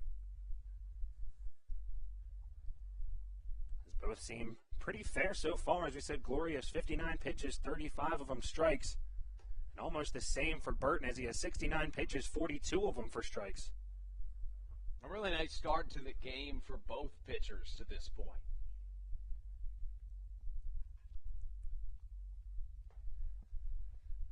And the second pitch, the 9-hole batter, the second baseman Jordan Howard in there for a strike.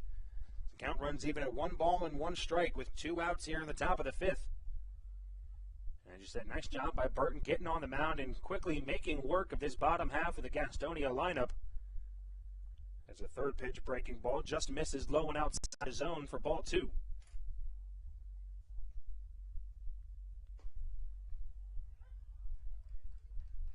Count runs even at 2 balls and 2 strikes against the second baseman Jordan Howard, who reached and then came around to score as the lone run for the Gastonia Honey Hunters so far this game. And a big swing right through the fastball as Sam Burton sits down Jordan Howard in a quick top of the 5th inning. It goes 1-2-3. When we return on the Hometown Real Estate Broadcast Network, it's going to be Joe DeLuca, Miles Williams, and Jake Lucci coming up for the Blue Crabs. We'll be right back when we return.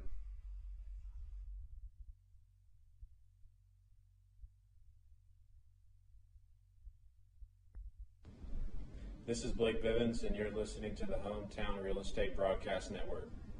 Through October of 2021, COVID-19 vaccinations are offered right here at Regency Furniture Stadium. No appointment necessary. Just swing on by and get your COVID-19 vaccination today. Take one for the team, Southern Maryland. Get the vaccine. Dyson Building Center is one of the oldest family-owned and operated hardware, lumber, and building supply stores in Southern Maryland. They're located in St. Mary's County on Route 5 in Great Mills. Dyson's has an expansive and diverse inventory to help you with all of your home improvement and project needs. Whether you're new to the world of DIY, a tried and true DIY professional, or somewhere in between, the friendly and experienced staff at Dyson Building Center is ready and willing to help you today.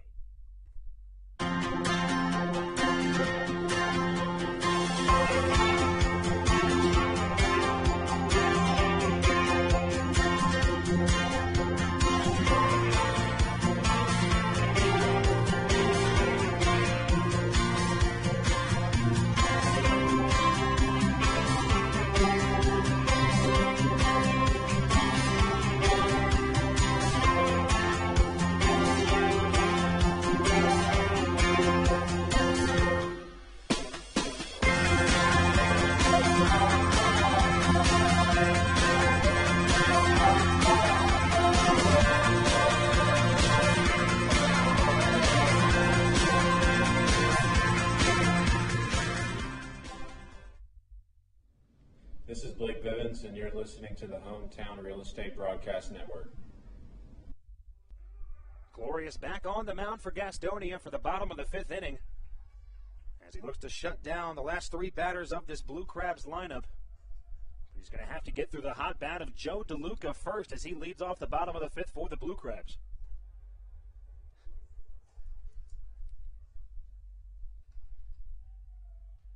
Been a really good start to this game for Austin Glorious.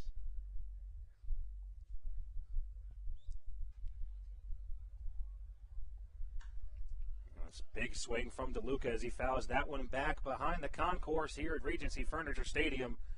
Pretty close to where me and Andrew's cars are parked. Yeah, let's not bring that up. You know, I've been fortunate enough to not have my car hit to this point in the season.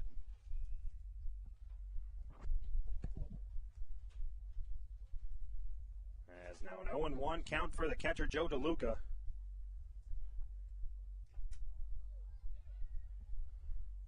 Looked like that pitch came inside, might have hit DeLuca.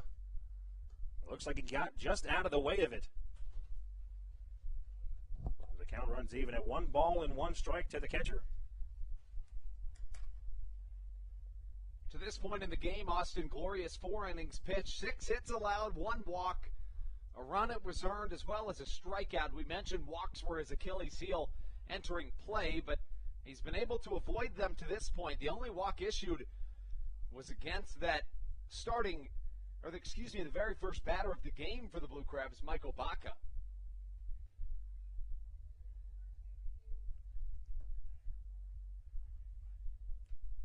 We talked about DeLuca last night, had that big 2-run home run and then a nice 2-out double late in the game.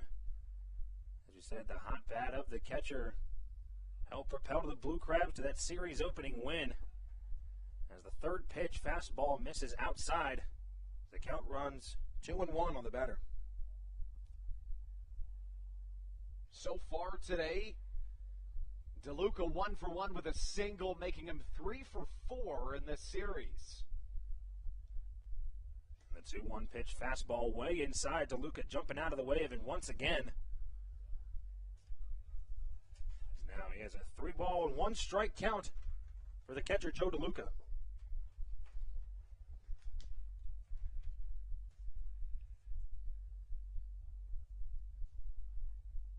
Glorious gets the sign from his catcher, Sucre.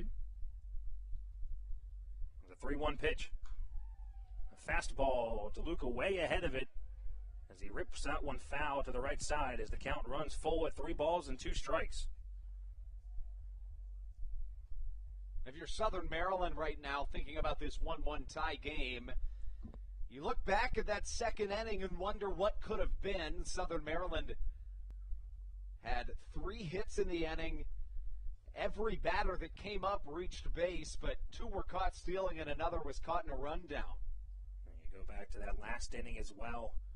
Blue Crabs had runners on first and second with nobody out, and then second and third with just 1 out, unable to bring anyone across.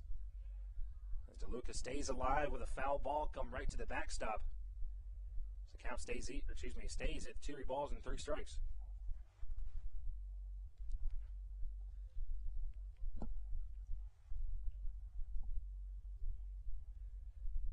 And the full count pitch from Glorious. Another big swing from Joe DeLuca as he grounds that one over to Jordan Howard at second base, tosses over to the first baseman for the first out of the inning. That's actually the first time so far tonight that Glorious has not allowed the leadoff man to reach base safely. In the first, it was a walk. In each of the last 3 innings, it was a single. If you guys were paying attention to our broadcast last night, me and Andrew played Blue Crabs bingo. As we were trying to complete our boards, I was only 2 away from completing it. All I needed was the first batter of the inning to get on for the Blue Crabs. Didn't happen at all last night. It's happened 4 times already in this game today. Yeah, and it's happened. And a big swing from Miles Williams as that one's back in over the right field wall. Solo home run, Miles Williams, as the Blue Crabs take a 2-1 lead here in the bottom of the 5th inning. And that's a fascinating matchup between Miles Williams and Austin Glorious, considering the fact that the 2 were traded for each other yesterday. Miles Williams off to a scorching hot start as a member of the Blue Crabs. How about 3 for 5 with 2 singles, and now a solo shot to put the Blue Crabs ahead. We talked about it. It's going to be Miles versus Glorious. As we said, the 2 traded for each other. Looks like Miles is winning that battle as of now. And a very impressive home run. As you see, the right field fence, not the shortest in professional baseball. Pretty deep out there. Nice job taking that opposite field and over the wall. And a drag bunt, first pitch for Jake Lucci. We've seen him do that a bunch this season. As that one is kind of squirts back behind Jesus Sucre. And the important part about that home run that we're not mentioning is the fact that it's Wagon Wednesday here at Regency Furniture Stadium, and that ball was hit right to a dog that's sitting in the lawn section in right field. That's probably the best souvenir baseball we've had all year. I agree, and Jake Lucci looked like he wanted to hold off on that breaking ball in the dirt, just couldn't stay back on it as he's quickly in a 0-2 hole.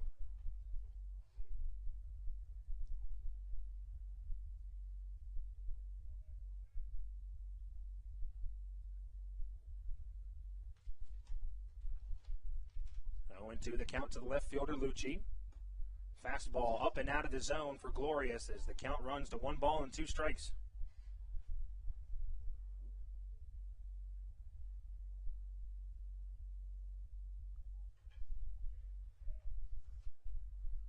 One and 2 the count now to the left fielder, Lucci. There's a breaking ball out. A little bit outside of the zone as the count runs even at 2 balls and 2 strikes. Lucci 0 for 1 on the day, had a fly out to the center fielder, Boog Powell, back in the 3rd inning. As he's looking to get another runner on for the Blue Crabs, that'll bring up the top of the lineup, Michael Baca waiting on deck. Looked to be a changeup from Glorious, just misses the zone. And after starting in an 0-2 count, Jake Lucci looks at 3 straight balls.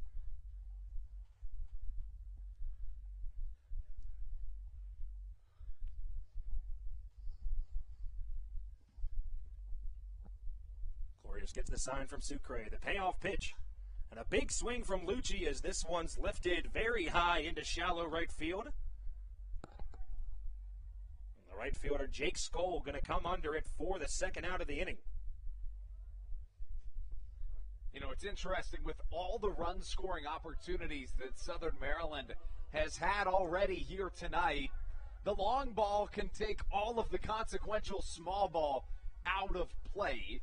Southern Maryland, with 1 swing of the bat and a Miles Williams home run.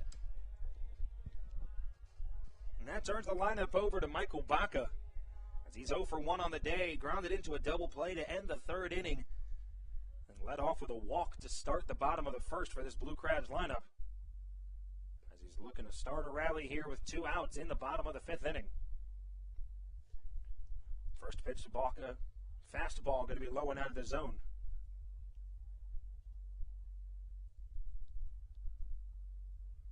And the 1-0 pitch.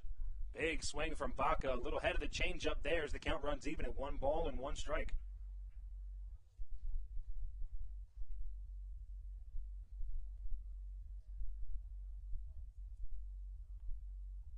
Baca, as we said, looking for his first hit of the game as a fastball elevated out of the zone. Count goes to 2 balls and 1 strike for the shortstop.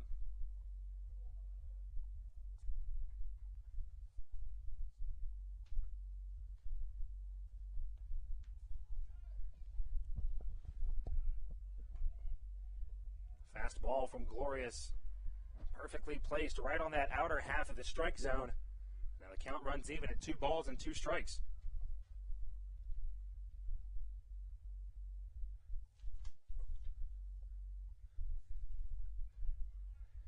And the 2-2 pitch.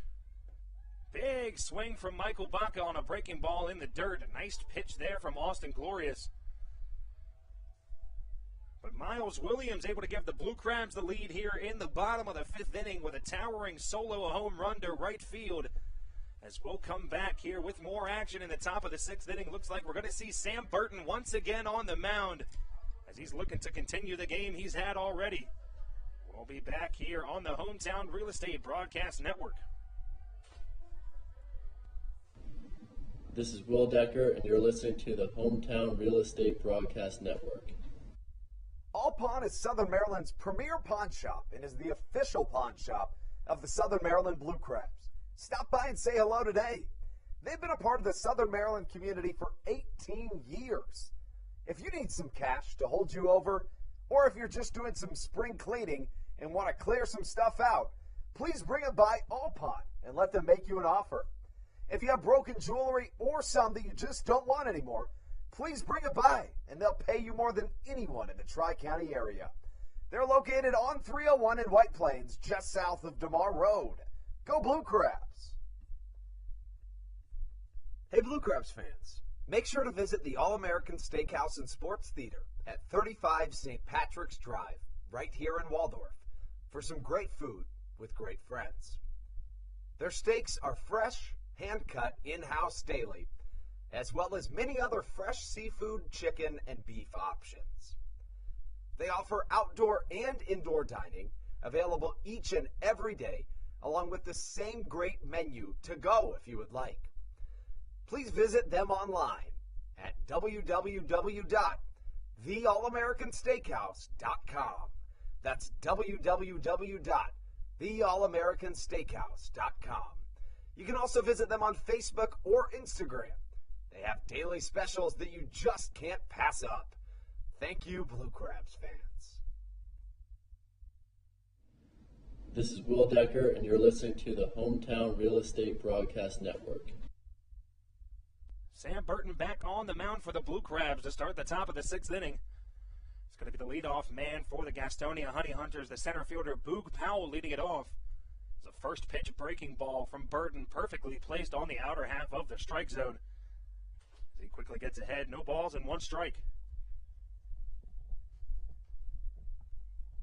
A ball that looked to be chopped down the third baseline, but foul. As quickly Boog Powell has himself in an 0-2 hole.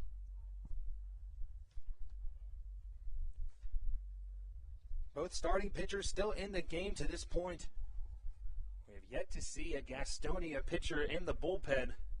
Same on the Blue Crab side, as both of these guys have really shown out so far this game. The 0-2 pitch to the center fielder. Fastball just on that outer half of the strike zone.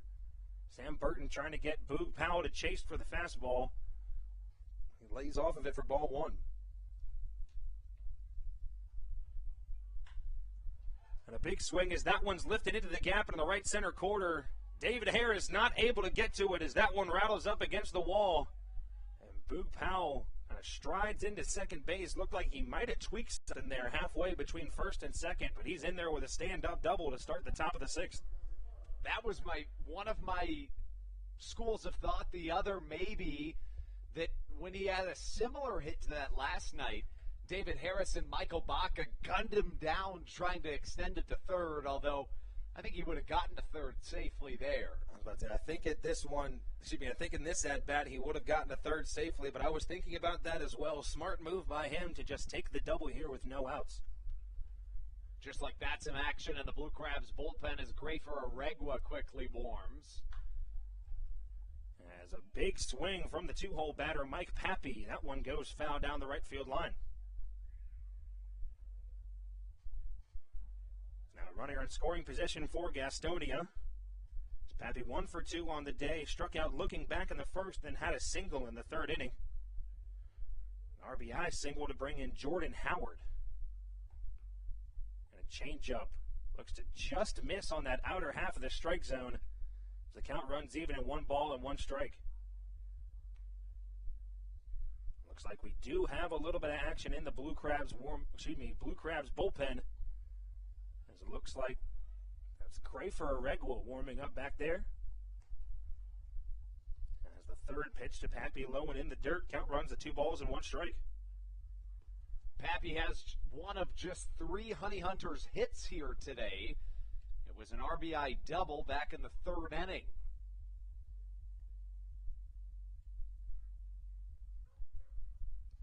The 2-1 pitch from Burton.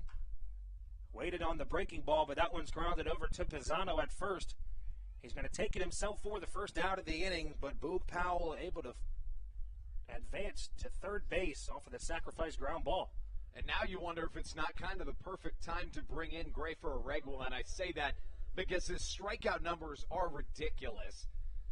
In a situation where you really need a strikeout with a runner at third, Aregua has 19 strikeouts in 12 appearances this season. Averaging over a strikeout per inning as he has 18 full, as you said, with 19 strikeouts. Nice relief guy you see coming off the bench for the Blue Crabs. That brings up the 3rd baseman, Mike Osinski. He's also looking for his first hit of the game as he grounded out to Alex Crosby to end the 1st, then flew out to David Harris to end the 3rd. And a big swing as he lifts this one out to Jake Lucci in left. Lucci is going to send it home. It's going to be cut off by Crosby and no throw home as Boog Powell able to score easily on the sacrifice fly to left. With that run, the Honey Hunters have now scored 5 runs in this series. 3 of them have come on sacrifice flies. It looked like Lucci didn't love the route he took to that ball. came back on it a little bit at first. Nonetheless, Powell has great speed at third. Would have been a nearly impossible play regardless. Nearly impossible, I think, is the best words to use. As we saw, I mean, even though he got threw out at third base yesterday, just the speed from Book Powell around the base pass is impressive. As the first base to the four-hole batter, Joshua Saleh will miss the zone for ball one.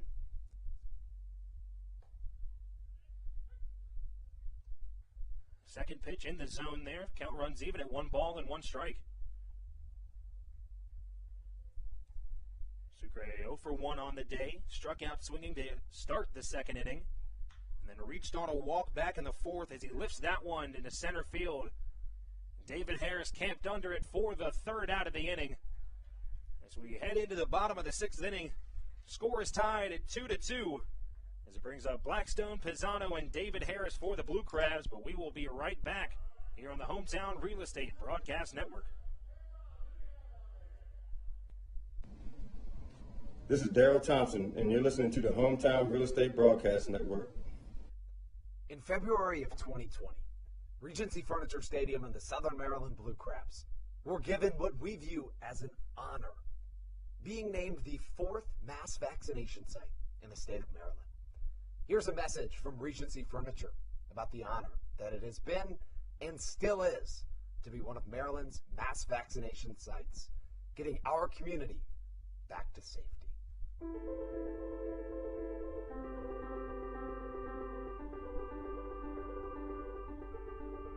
During these times of uncertainty, it helps to know there are things we can control to help ourselves and others. For me, it presents the hope that soon enough my friends and family will be together again.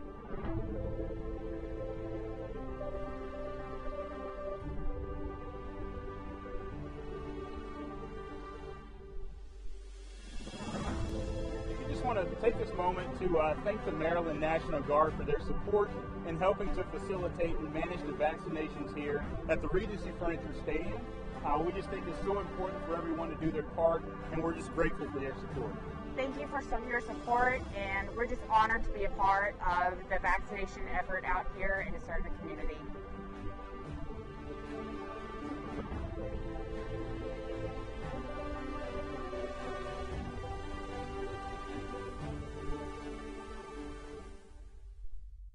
Whether it's Chris Paul, Cliff Paul, Aaron Rodgers, or even the son of a former Blue Crab, Patrick Mahomes, you've seen many athletes endorsing State Farm. That's because your State Farm agent has your back through good times and not so good times. This is Kent Blackstone, and you're listening to the Hometown Real Estate Broadcast Network. The second baseman, Kent Blackstone, leading it off here for the Blue Crabs in the bottom of the sixth inning. Gastonia able to tie that game up in the top of the sixth off of a sac fly to left field. As Blackstone looking to start a rally here for the Blue Crabs that they're looking to pull away here in the latter half of this game. First pitch to the second baseman misses high out of the zone for ball one. A big swing on a breaking ball in the dirt as he fouls that one back to the backstop. The count runs even at 1-1.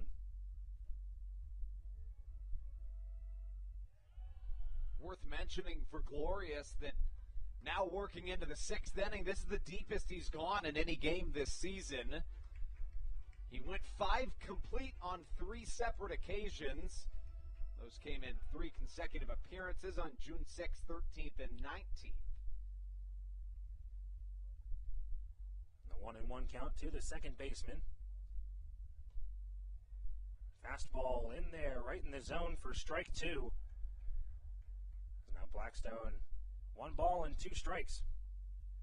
In Glorious's last start, it was against these Gastonia Honey Hunters. And a ground ball sharply hit over to the second baseman, Jordan Howard, but he's able to field that one cleanly for the first out of the inning. In that start against his new team, the right-hander went 3 innings, allowing 8 earned runs, walking 6 while allowing 7 hits.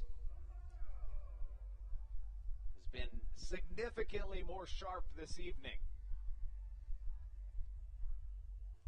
that brings up the first baseman, Dario Pisano, who missed a solid chunk of that last road stand with an injury. As he's back in the lineup, saw him last night in that designated hitter position, and now Josh McAdams in the DH spot, Alex Crosby at third, and Pisano taking control of the spot he used to have at the beginning of the season over at first base. As he comes to the plate with one out here in the bottom of the sixth. Fastball from Glorious just misses that outer half of the strike zone as Pisano starts off with a 1-0 count. A look over to Long Island. They did win game one of a doubleheader, and now they're on top 4-1 in the top of the fourth against the High Point Rockers. Be a breaking ball. It slipped out of the hand of Glorious as that one way out of the zone. 2 balls and no strikes to the first baseman. Southern Maryland still controls their own destiny in regard to maintaining their first place status in the Atlantic League North Division, but if Long Island wins their second game, the Blue Crabs need to do the same here today. A very tight race is that ALPB North Division. As you said, with that Long Island win, they're now 19-16, just behind Southern Maryland by half a game. Lancaster Barnstormers 18-18 and the York Revolution 16-20 in that North Division. As Pisano draws a 4-pitch walk. As the Blue Crabs have a runner on here in the bottom of the sixth inning with just one out.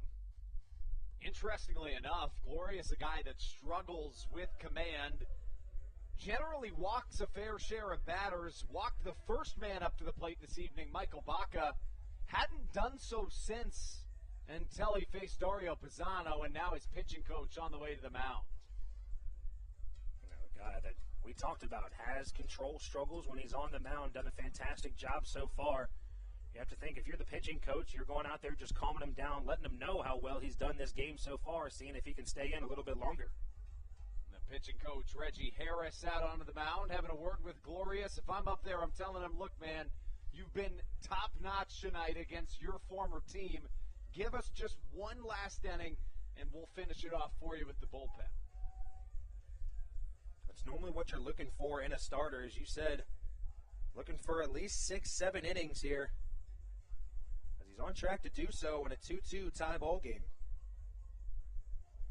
As we said, one out here in the bottom of the sixth inning. Dario Pisano reaches on a one-out walk, as that's going to bring up the center fielder, David Harris. Harris 2 for 2 on the day so far. Had that base hit back in the second, and then bunted for a single back in the fourth.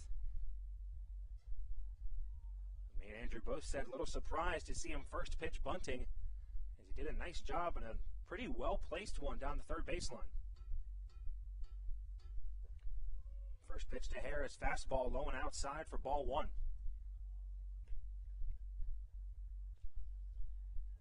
Ron Lord's cowbell ringing here tonight, raining throughout Regency Furniture Stadium.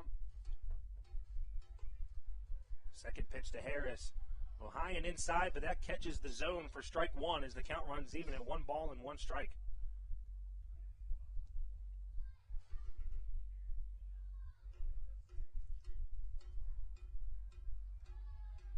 The 1-1 pitch from Glorious. Big swing from David Harris as this one's lifted out to left. That's going to bounce off the wall in left field. Pisano strolling over to third base. He's up easy. Whoa. Looks like that could be fielder's interference. Yeah, and it looked like the third baseman, Mike Osinski, was going for the ball and just happened to run right into Pisano, who was just leisurely strolling into third. I don't think either one of them knew how close that play sort of was. But a nice job by David Harris with the one-out double off the wall and left, as now the Blue Crabs are knocking on the door of taking this lead once again in this game. As that brings up the hot bat of Josh McAdams with 2 runners in scoring position here with 1 out. McAdams reached base and later scored on a fielder's choice back in the second. With runners on second and third and 1 down in the fourth, he grounded out, and this could be the end of the line for Austin Glorious. As we know, see the second time this inning as he comes out of the game. Looks like team manager Mauro Gazzo clapping a little bit as he goes out to the mound. And, I mean, if you're Austin Glorious, you cannot be upset with this performance he's shown today. I mean, certainly not at the time in which he exits the ball game. He's allowed just 2 runs to score at the very most. He'll have gone 5 1/3 with 4 runs scored.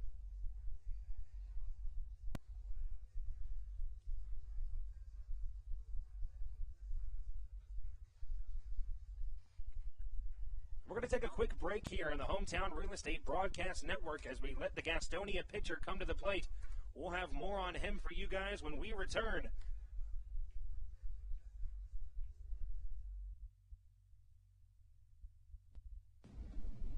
This is Patrick Baker, and you're listening to the Hometown Real Estate Broadcast Network. American Radiology is the clear choice for all of your medical imaging needs. With locations in Charles and Calvert counties, they offer a full range of imaging services. Some of their latest innovations included 3D mammography and wide-open MRIs for our claustrophobic patients. For your convenience, they even offer extended weekday hours and Saturdays. For more information or to schedule an appointment, visit their website at AmericanRadiology.com. The Charles County Department of Health encourages you to get the COVID-19 vaccination today. You can get it all over Southern Maryland or no matter where you are across the United States. Vaccinations are offered right here at Regency Furniture Stadium with no appointment needed. Charles County Department of Health and the Southern Maryland Blue Crabs urge you to take one for the team and get the vaccine. Monkey.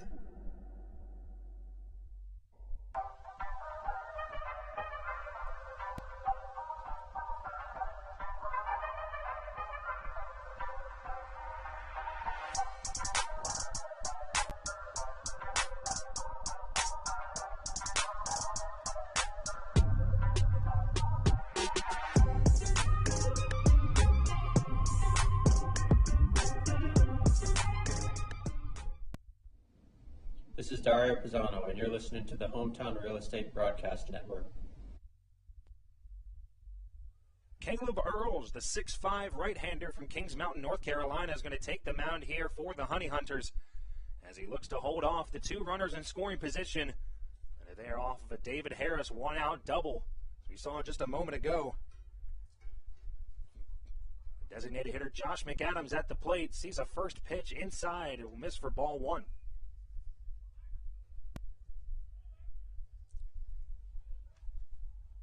Earls so far this season, 1-1 is his record. Has been in 15 games so far, has a 4.60 ERA in 15 2/3 innings pitched. Has given up 16 hits, 9 runs, 8 of them earned runs. Has given up 3 home runs and has walked 8 batters while striking out 17 in the process. That David Harris double makes him 3 for 3 on the day and 5 for 7 in this series. Pitch to McAdams, another fastball misses out of the zone. Just quickly now, Josh McAdams with a 3-0 count against the new pitcher of Earls. You'd think in this situation, maybe walking McAdams isn't the worst thing in the world. That would set up a force at any base here with 2 outs, or excuse me, with 1 out in the inning. On a 3-0 count, McAdams fouls that one off to the right side as the count runs to 3-1. McAdams clearly had the green light there. His last time up, it was a similar situation, one in which generally a batter wouldn't swing, but he's feeling good right now. And a swing from McAdams, bloop shot to center field. That one's going to drop in front of Boog Powell. David Harris going to try to score. That one's coming in, and he is absolutely hosed at the plate. And that's just a good base running move, in my opinion, by David Harris. He had an incredible jump more than anything. As opposed to going home, the questionable base running decision was going almost off the swing of the bat. I mean, that could have been caught by Boog Powell. It does score a run and put the Blue Crabs ahead, but Harris, in my opinion, a good base running decision while it was aggressive. You really need that aggressiveness, especially this late in the game in a tied 2-2 ball game. Now leading 3-2 is the Blue Crabs. on that RBI single from Josh McAdams. You know, Andrew, off the bat, that looked like it was going to bloop perfectly just over the shortstop's head, and it just kept carrying out to the outfield. It sure did. I agree. Alex Crosby back at the plate now as he singled back in the second inning. Now with 2 down here. Blue Crabs leading 3-2 with McAdams on first. As that first pitch to Crosby going to miss out of the zone for ball 1. Second pitch to Crosby, fastball, stays on that outer half for ball 2. That means we can put a bow on Austin Glorious's day. He goes 5 1/3, allowing 3 runs, all of them earned. The right-hander with a good start here today. And the 2-0 pitch to the third baseman, Crosby. That one, another fastball misses outside of the zone. Count runs to 3 balls, no strike.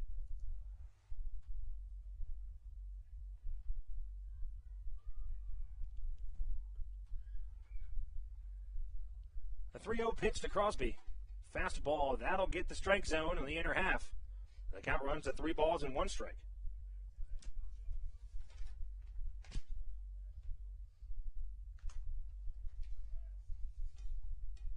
Three and 1, 2 down here in the 6th inning, and Crosby draws a walk. And now another runner in scoring position is Josh McAdams, as that brings up the hot bat of Joe DeLuca. DeLuca singled and was later caught stealing back in the second. Last night, he was our player of the game. He went 2 for 3, had a home run and a double in the contest. It is of the utmost importance that Southern Maryland maintain their lead, as Long Island has already won 1 game today and look like they may be on the way to winning another. If Southern Maryland wins, no matter what, they remain in first place. Said another win here today is key to stay in that first place spot, trying to stay there as long as possible. In an ideal world, you finish this first half in that first place position, of course. That gives you the playoff bid no matter how you do in the second half of the season. The first pitch to DeLuca, high and out of the zone, but swinging away at it as he swings through the fastball for strike 1. We're in game number 37 of 60 in this first half, so nearly 2/3 of the way through. Another big swing from DeLuca on an outside fastball as he swings through that one and quickly is in an 0-2 hole.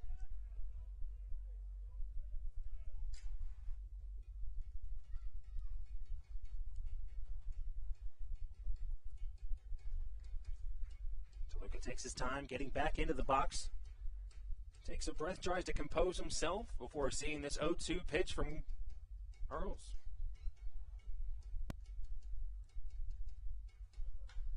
Big swing from DeLuca as this one skied over to the left side. Looked like it might tail foul. But the left fielder, Mike Pappy, over there on the left field line to make the grab for the 3rd out of the inning. But the Blue Crabs able to bring another run across here as they currently lead 3-2 heading into the top of the 7th inning. We'll be back here on the Hometown Real Estate Broadcast Network.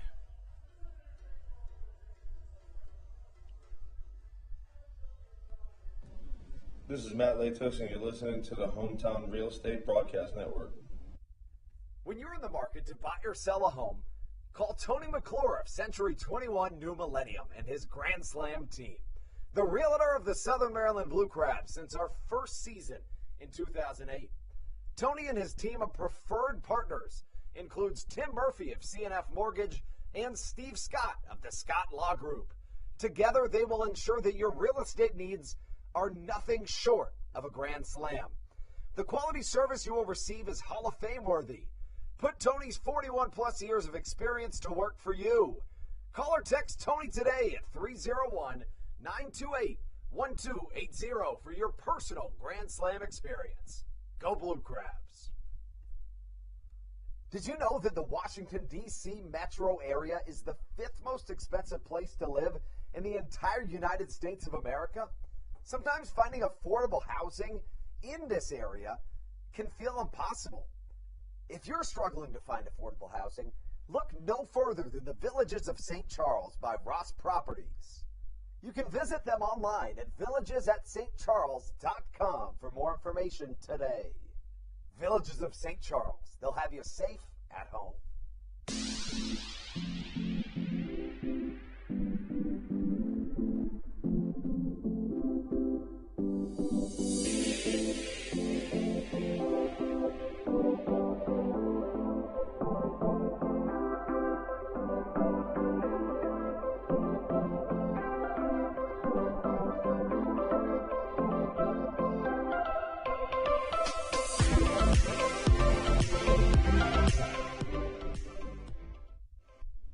This is Matt Latos, and you're listening to the Hometown Real Estate Broadcast Network. We welcome you into the final third of this contest. The Blue Crabs have scored a run in each of the last two innings to take a 3-2 lead. They lead the Gastonia Honey Hunters 8-4 in the hit column. And as we take you in, of course, everybody watching Hurricane Elsa in Florida, Southern Maryland has been issued a flash flood warning that expires at 8 a.m. on July 9th. And, of course, our storm update brought to you by an exciting new sponsor for the Hometown Real Estate Broadcast Network, SOMDWX News. You can find them on Facebook, Instagram, and Twitter. Easily the most trustworthy source for weather in the Southern Maryland area. Sam Burton out for his 7th inning of work.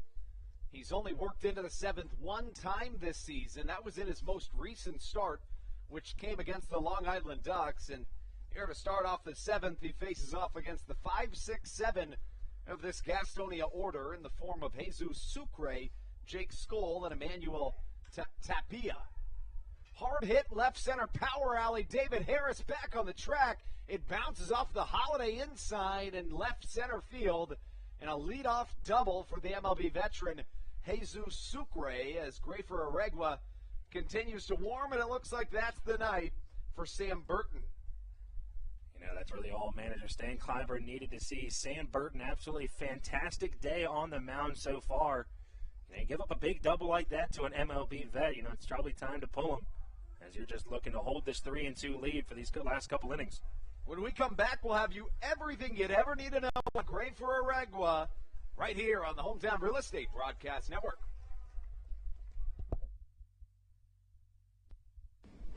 This is Sam Burton, and you're listening to the Hometown Real Estate Broadcast Network. There's nothing quite like when the Blue Crabs retire the side. At Wealth Management Partners, they're on your side for your retirement planning needs. It's never too early to start planning your retirement. Talk to the experienced financial advisors of Wealth Management Partners located right here in Waldorf. Call them today at 301-885-0955. Again, Wealth Management Partners. Call them today at 301-885-0955. Weiss Markets is a proud sponsor of the Southern Maryland Blue Crabs and has been since their inaugural season in 2008. Weiss Markets also presents one of the Blue Crabs' best and most famous promotions every single year. Kids can get in free to every single Blue Crabs game of every single year simply by wearing a jersey thanks to Weiss Markets. Weiss Markets can help you with all of your game day needs for a great price. Stop in at your local Weiss today. Eat better, spend less. That's wise.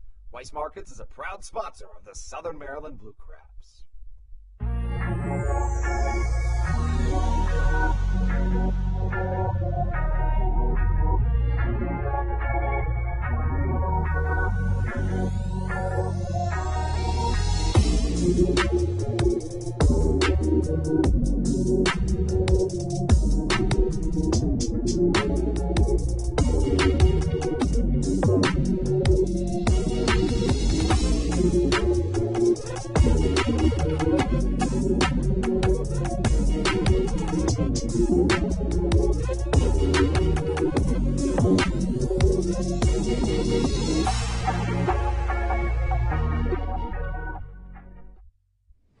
This is Sam Burton, and you're listening to the Hometown Real Estate Broadcast Network. Sam Burton exits this ball game and is on the hook for the runner that stands on second base in the form of Jesus Sucre, who led off this inning with a double. In comes Grafer Aregua, who inherits a runner in scoring position. Up to the bat is Jake Skoll. Skoll 0 for 2 today. He flew out to the third baseman, Alex Crosby, in the second. And in the fourth, he struck out swinging. Aregua has been fantastic this year for Southern Maryland. Here comes the pitch, swung on and missed.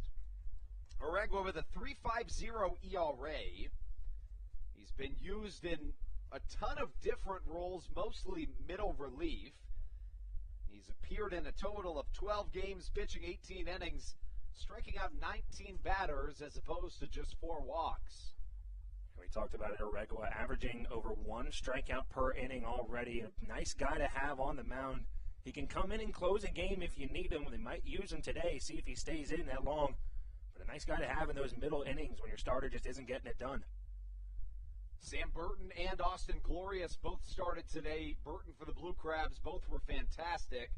This season against the Honey Hunters, Aregua has appeared twice. He's pitched 2 1/3 innings, allowing 1 run. It was earned. Foul ball well struck into the stands, nearly takes Pinch's antennas off over there past the Blue Crabs' home dugout. But thankfully, the best mascot in the Atlantic League is safe as the count stays at 0-2.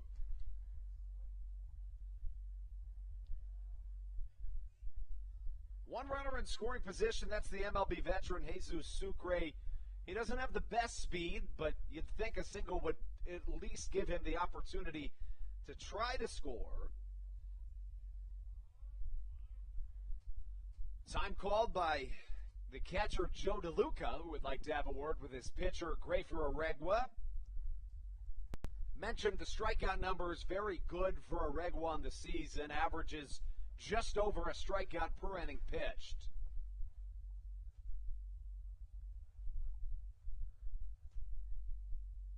Earlier today, the Southern Maryland Blue Crabs starting pitcher Brandon Barker had his contract purchased by the Kansas City Royals. The right-hander will report to AAA Omaha and pitch for the Storm Chasers.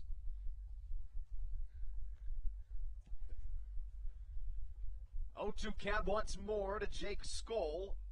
The pitch, high hit to the left side. Alex Crosby comes under it, battling the lights in foul territory, coming back into fair and catching it, but not before putting some anxiety into every single member of Crustacean Nation. You know, especially at this point of the night, it's not fully dark yet, but the lights are on. It just makes it so hard to see that ball.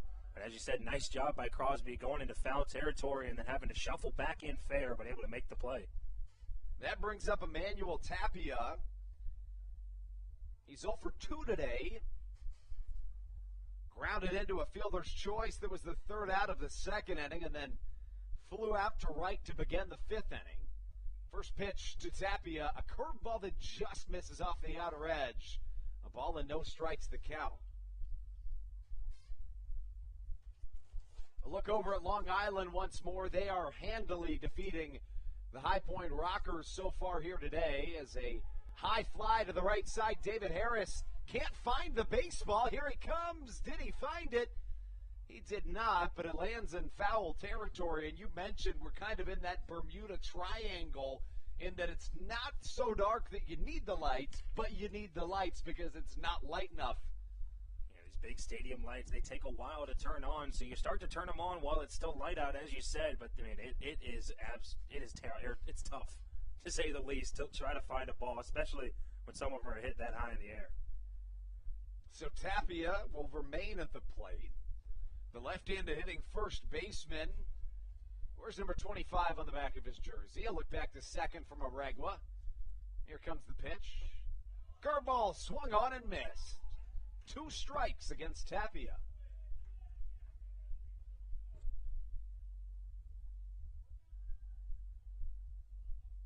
Aregua is topped out at 93 miles an hour so far today. Fastball swung on, fouled back over our heads in the Bayonet press box. We'll stay at a ball and 2 strikes.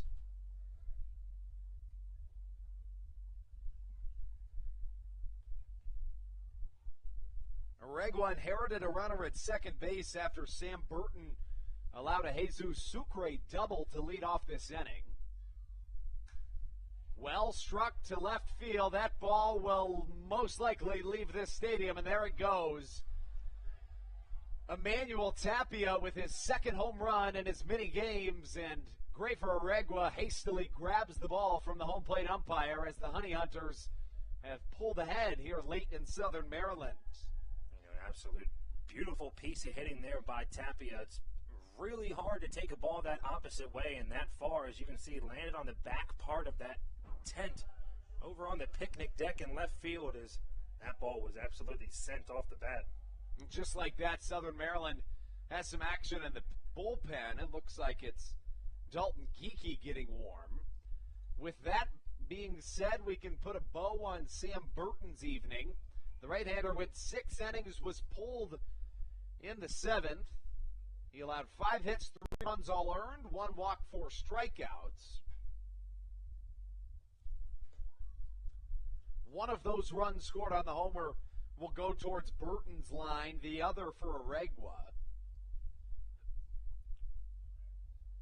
Nonetheless, Burton has seen his ERA dip in each of his last 3 starts now. Aregua with a fastball that lights up the radar gun but misses outside. It's been a back-and-forth affair. Southern Maryland kicked off the scoring in the bottom of the 2nd inning. As Aregua delivers a fastball. Could it be a strike? Yes, it will. To be a pretty two-seamer there from the right-hander. As you saw, Manuel Geraldo looked like he thought it was going to come inside on him, but perfectly tailed into the strike zone. Aregua with nobody on, and the Blue Crabs trailing 4-3. Nub off the end of the bat. Alex Crosby fields, throws off balance across the infield to record out number 2. Say Crosby done a nice job over there at third base. As you said, we've only seen him there a very small handful of times this season. He's able to hold it down while Josh McAdams is in the DH position. That makes way for the 9-hole hitter Jordan Howard, the second baseman, 1 for 2 with a run scored and a stolen base to his credit to this point. So the scoring started with an Alex Crosby RBI single in the bottom of the 2nd. Right away in the top of the 3rd, Mike Pappy doubled in a run with 2 down to score Jordan Howard. Miles Williams, a newcomer to the Blue Crabs, hit a home run off of the man he was traded for, Austin Glorious, to put the Blue Crabs ahead. Next thing you know, in the top of the 6th, Mike Osinski brought in a run on a sacrifice fly. Josh McAdams drove in a run, and now Tapia with the home run. So we've seen a ton of lead changes in this game. A back-and-forth battle, Southern Maryland trying to prove that they are still that team with the fight in their belly to come back in any game. Looked like it could be a check swing. I believe our home plate umpire will call it a called strike. And the count of ball and 2 strikes to Jordan Howard.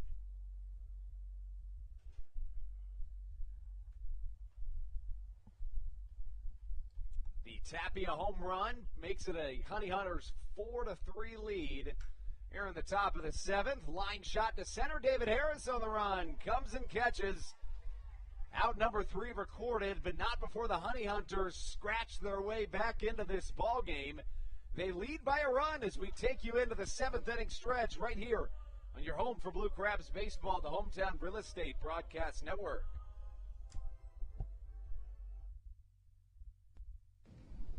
This is Josh McAdams, and you're listening to the Hometown Real Estate Broadcast Network. Did you know that the Washington, D.C. metro area is the 5th most expensive place to live in the entire United States of America? Sometimes finding affordable housing in this area can feel impossible. If you're struggling to find affordable housing, look no further than the Villages of St. Charles by Ross Properties. You can visit them online at villagesatstcharles.com for more information today. Villages of St. Charles. They'll have you safe at home. There's nothing quite like when the Blue Crabs retire the side. At Wealth Management Partners, they're on your side for your retirement planning needs. It's never too early to start planning your retirement. Talk to the experienced financial advisors of Wealth Management Partners located right here in Waldorf. Call them today at 301-885-0955. Again, Wealth Management Partners. Call them today at 301-885-0955.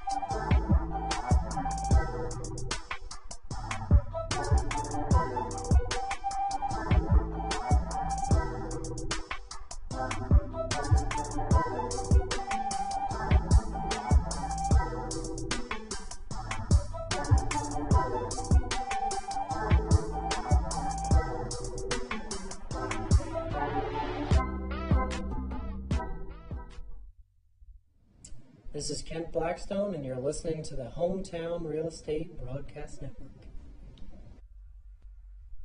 Southern Maryland suddenly trailing as we take you into the bottom of the seventh. On the other end of the seventh inning stretch, your Blue Crabs are facing an opportunity which could present some challenges. Southern Maryland is 16-5 since their last loss at home. That came all the way back on June 13th against the Lancaster Barnstormers. Southern Maryland has stormed back into first place since then. That's where they sit right now, but with what looks like back-to-back Long Island wins in a doubleheader today, Southern Maryland needs to come back in this ballgame to maintain a first-place positioning in the Atlantic League North Division. To lead us off, Miles Williams. Williams with a welcome beginning to his to his Blue Crabs career. The right-handed hitting outfielder, 2 for 2 today with a homer and a single. He went 1 for 3 yesterday. Straight called on the outside corner off the right arm of a newcomer into this ball game. It's a right-hander, number 36, Jamie Callahan. 6'4", 230-pound MLB veteran Jamie Callahan played and pitched for the New York Mets back in 2017. Pitched 6 2/3 innings, struck out 5 batters, allowing 3 earned runs. Give you the numbers for Callahan on the season to this point in a second after this pitch. As Williams settles in for the 2-2 delivery, fastball just off the outer edge. And it runs the count full at 3 balls and 2 strikes.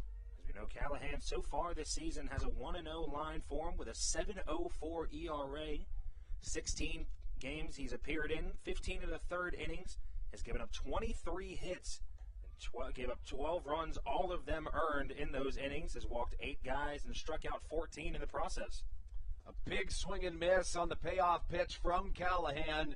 Sets down Miles Williams on strikes, making way for Jake Lucci. Lucci, to this point in the contest, 0 for 2 with a pair of pop-outs. Will look to turn the tides here in this bottom of the 7th inning. He is known to be a spark plug for the Blue Crabs when needed. It seems as though whenever the Blue Crabs really need something offensively, he seems to hit a double to the opposite field. Now, that seems awfully specific, but it just happens time and time again. Yeah, we talk about the bread and butter of some of these batters. That really seems to be Jake Lucci's bread and butter. He just gets under a ball and sends it deep out to that Blaine side, just to the right of that mini monster.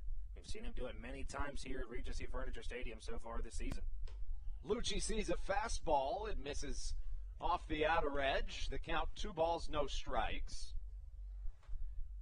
Lucci's just trying to get a board in any way possible here to turn the lineup back to the top. Michael Baca waits on deck. Callahan set the 2-0. High and outside, ball number 3. You got to imagine Lucci's taking all the way here. And you see guys like Josh McAdams, he normally gets the green light here with 3-0 because of how hot that bat is. But you need that speed of Lucci on the base passes. You're going to see him hopefully try to take ball 4 here. Lucci, a 193 hitter entering play today. No home runs, 4 RBIs, but he draws a 4-pitch walk. And that's just what the doctor ordered. A spark plug doesn't always have to come in the form of a extra base hit. Sometimes it's just any way on can spark a rally.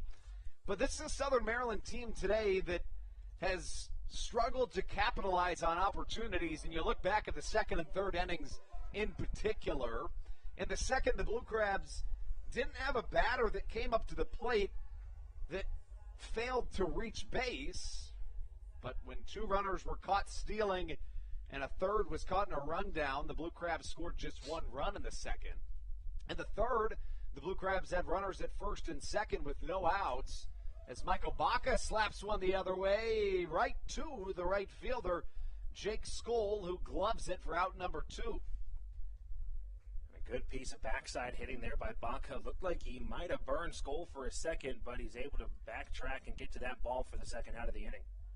Especially because it looked like Skoll was playing a little bit more shallow than you may have expected him to. And that brings up Kent Blackstone. Blackstone 1 for 3 today. He singled to lead off the 4th inning, and we'll look to spark a rally here in this bottom of the 7th.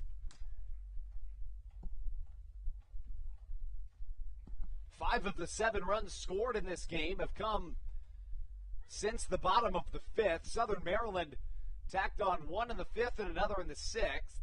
The Honey Hunters scored 1 in the 6th and a 2-run home run from Emmanuel Tapia in the 7th put the Honey Hunters on top with a 4-3 lead. Lucci at first, Blackstone at the plate. Callahan's sinker misses downstairs. And the count now even at a ball and a strike. Your Southern Maryland Blue Crabs come in to play today with a 20-16 record.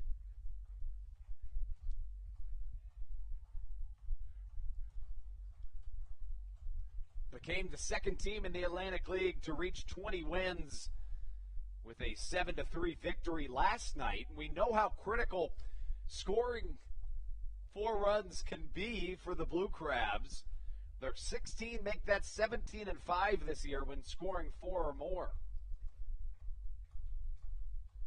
The 1-1, a fastball outer edge called strike to Kent Blackstone, who sinks into a 1-2 count.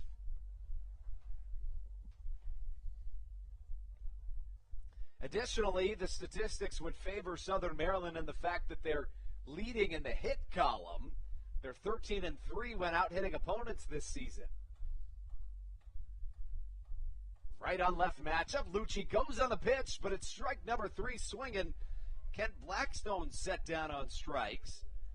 As we've now played 7 innings complete, the Honey Hunters on top 4-3 when we come back. Most likely a new arm into the game for your Blue Crabs right here on the Hometown Real Estate Broadcast Network. This is Carlos Diaz, and you are listening to the Hometown Real Estate Broadcast Network. Good. American Radiology is the clear choice for all of your medical imaging needs. With locations in Charles and Calvert counties, they offer a full range of imaging services. Some of their latest innovations included 3D mammography and wide-open MRIs for our claustrophobic patients. For your convenience, they even offer extended weekday hours and Saturdays. For more information or to schedule an appointment, visit their website at AmericanRadiology.com. When you're in the market to buy or sell a home, call Tony McClure of Century 21 New Millennium and his Grand Slam team, the realtor of the Southern Maryland Blue Crabs since our first season in 2008.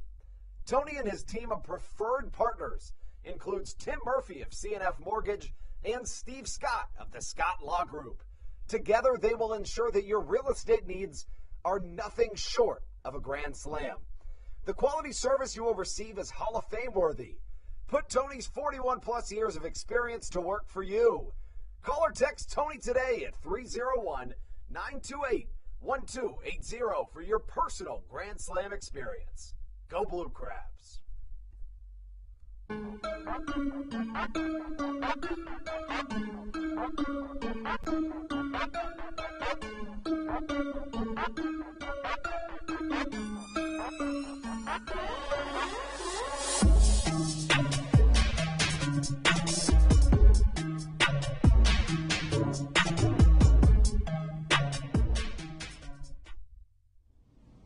This is David Harris, and you're listening to Hometown Real Estate Broadcast Network. We anticipated the possibility of Grafer Oregwa coming out of this game in favor of Dalton Geeky. Instead, Oregwa comes back out for the top of the 8th inning. He'll do so against the top of the Gastonia Honey Hunters order in the form of Boog Powell. Powell just 1 for 3 on the day so far with that double coming back in the 6th inning. Eventually came around to score, which is what brought them within 1 run. As you know, that big home run last inning by Emmanuel Tapia brought them to that 1-run lead. As Boog Powell pounds one to center field, but right at David Harris, who played it perfectly. And a 2-pitch out number 1 brings up Mike Pappy.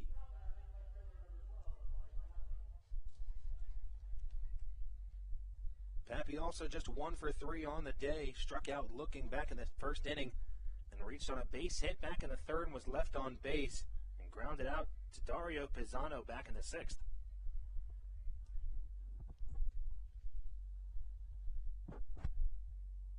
Right on left matchup. Pappy takes a fastball inside, called ball number 1. The left-handed hitting left fielder for the Gastonia Honey Hunters, as you mentioned, had that critical RBI double in the 3rd inning. Another fastball, same result. It misses inside. Oregwa seems puzzled on the mound as to where that pitch missed. That seems to be a relatively fair argument. But again, we don't have the best angle at the strike zone. 2 balls, no strikes. Oregwa delivers a fastball that's fouled over our heads here in the Bayonet press box, and the count 2-1.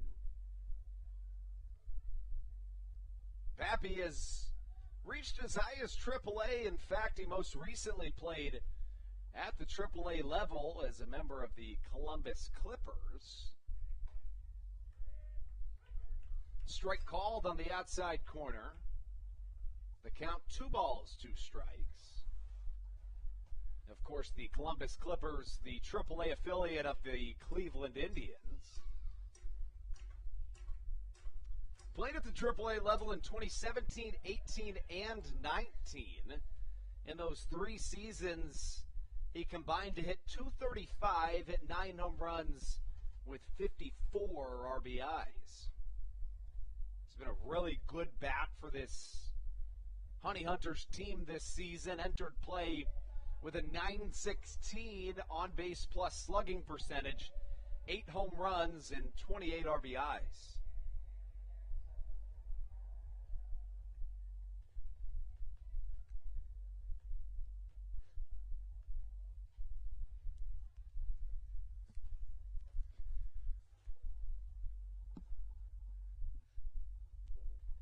The 2-2 from Oregwa misses.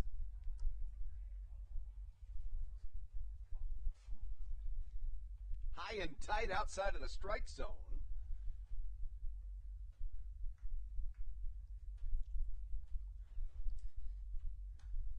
Fastball laced back into the netting, and we'll stay at a full count.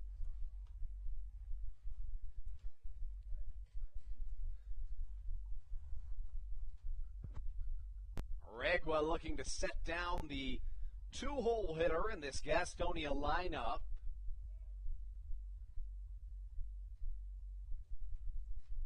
2 of the 3 extra base hits in this game have come from the top 3 batters in the Honey Hunters lineup. Dario Pisano fielding his position to perfection.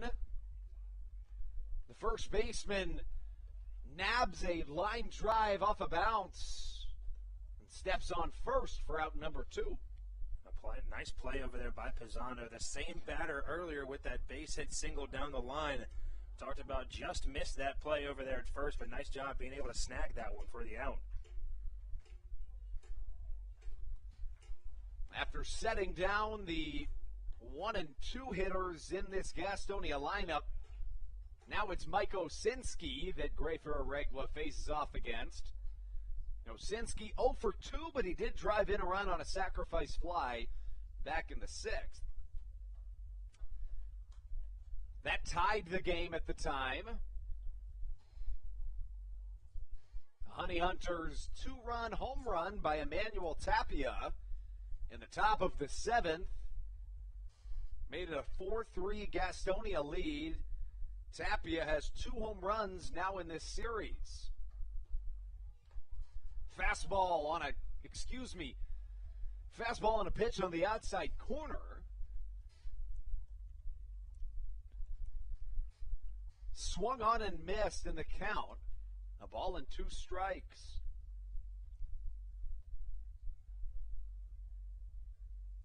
Regla comes set, glove at the chest. The right-hander induces a hard-hit foul ball towards the Blue Crabs bullpen, and the count stays at a ball and 2 strikes. This is a Southern Maryland team that has performed awfully well against the Gastonia Honey Hunters in the Honey Hunters inaugural season.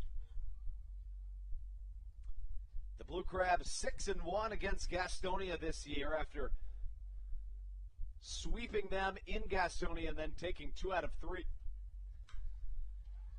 Again, as a hard hit ball to the right center alley bounces off the glove of David Harris, and it looks like Harris just took his eyes off the ball right before it went into his glove.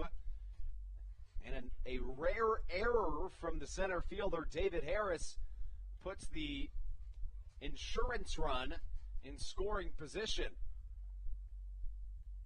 Been able to take a look at Harris as he seems to be running for these fly balls in the gaps. It looks like he's a little slow out there, maybe taking his time getting to it. Maybe just a little tired out there in center field. As you know, we're used to seeing him in right. A little more running than he's expected. And it looks like we'll have a pinch hitter here for this Gastonia Honey Hunters lineup. It'll be number 8, Will Johnson. See if you'll like this. He last played for the West Side Woolly Mammoths. Awesome. Add it to the list of fantastic minor league teams. Yes, I will definitely add it to the list. That one has me at a loss for words as Johnson swings and misses on a Regla fastball. Another team in that league, I believe, is the Eastside Diamond Hoppers, which is a good name as well. I like that one. Pickoff move back to second, trying to keep Osinski close. Blackstone with a good tag, but easily gets back up closely.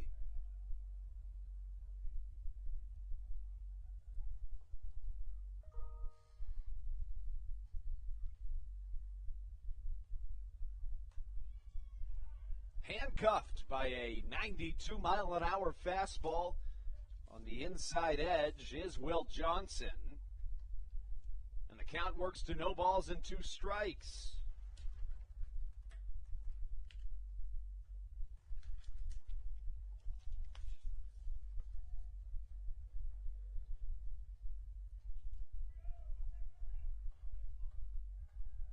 Regla working against the pinch hitter, Will Johnson.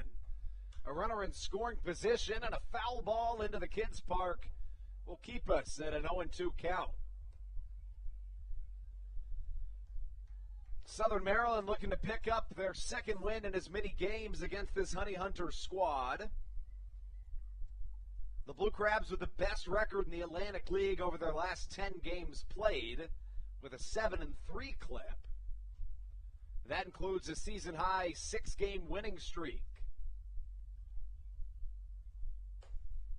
Fastball outside corner, strike 3 called as Aregua sets down the pinch-hitting Will Johnson to take us into the bottom of the 8th. When we come back, it's the heart of the order for Southern Maryland. 3-4-5, Dario Pisano, David Harris, and Josh McAdams when we return on the Hometown Real Estate Broadcast Network.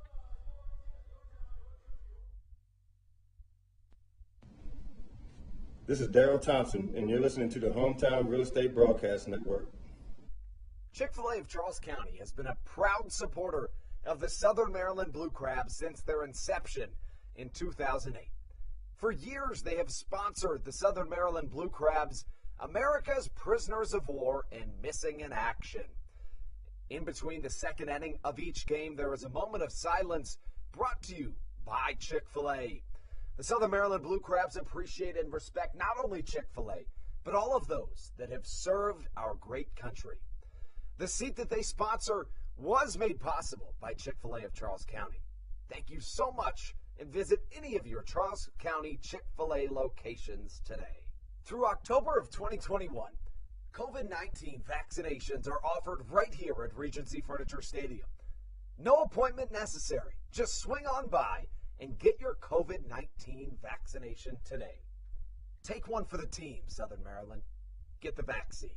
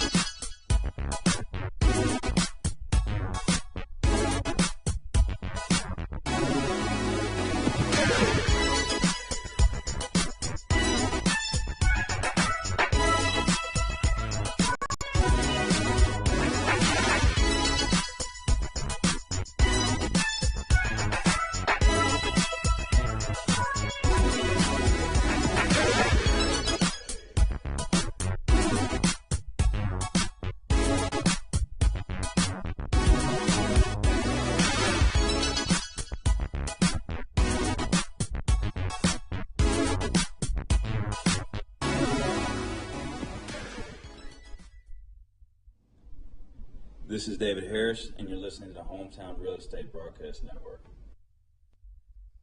A newcomer onto the mound for the Gastonia Honey Hunters. It's the left-hander Donnie Hart, a former Baltimore Oriole for a couple of seasons. The southpaw faces off against Dario Pisano. Get you the numbers for Donnie Hart in just a moment. Pisano slaps one on the ground to the other side. Coming up throwing strong is Mike Osinski at third base. And a one pitch out puts Dario Pisano away here in the 8th.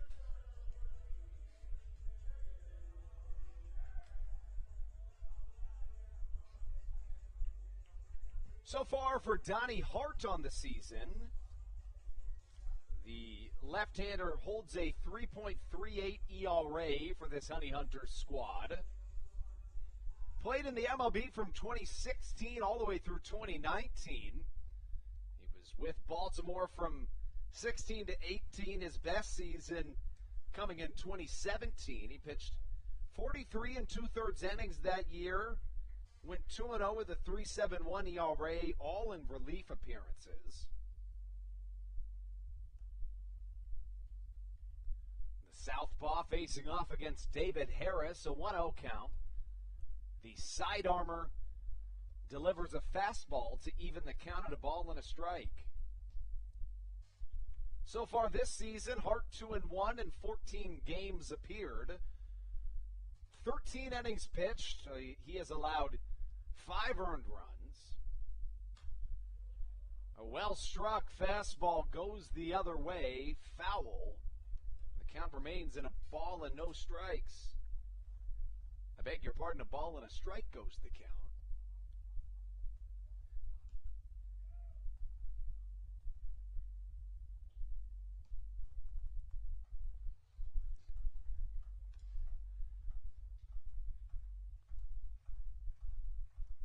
Andrus Briseño warming in the Blue Crabs bullpen. Here comes Donnie Hart. A slider just misses outside. The count, 2 balls and as many strikes. A very late break on that pitch from Hart. It looked like it broke at the absolute last second, but it looked like it might have broken around the strike zone there. It just misses. Hart comes set, glove above the hat. The southpaw comes home. 2-2, slap back into the net, and we'll stay right here. Donnie Hart, 5'10", 180 pounds, out of Bedford, Texas.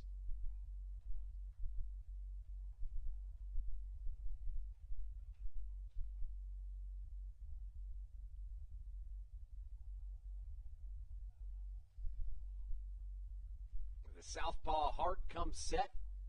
2 balls, 2 strikes. Harris takes a changeup down low, really working this count, and it's now full at 3 balls and 2 strikes.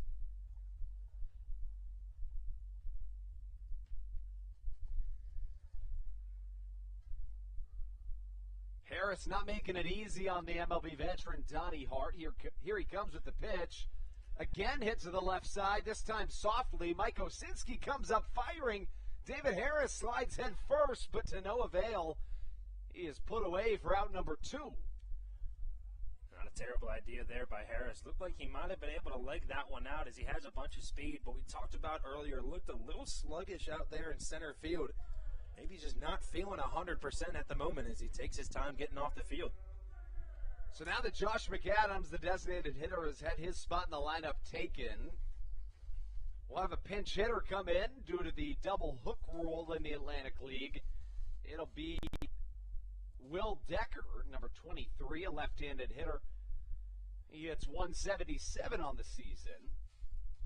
Came out of the gate slow after not having played professional baseball since 2017, but he's really picked things up of late.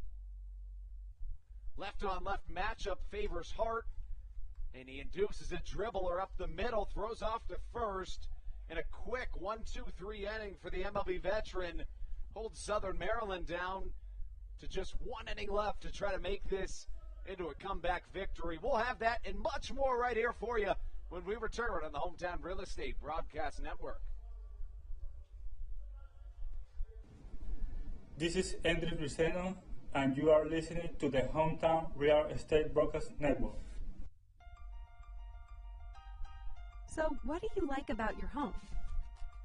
Practice like hockey. I practice stick handling and sometimes shooting. Mommy. Go outside sometimes. I like playing in lacrosse. Famous Fritz. I like the scribble. Daddy. I like to build Legos at home. I have the biggest closet. Riding my dirt bike. We help you home. At Hometown Real Estate, we want to help you and your family home, whatever that takes and whatever that means to you. Give us a call at 888-225-2736 or online at helpyouhomebluecrabs.com. All Pawn is Southern Maryland's premier pawn shop and is the official pawn shop of the Southern Maryland Blue Crabs. Stop by and say hello today. They've been a part of the Southern Maryland community for 18 years.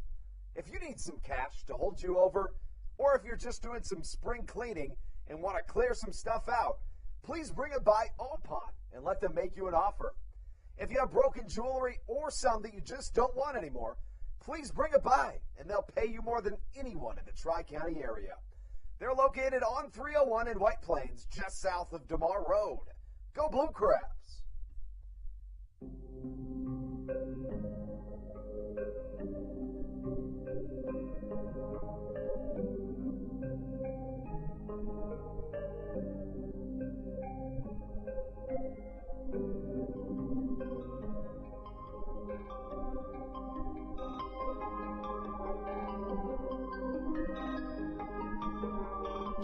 tracks.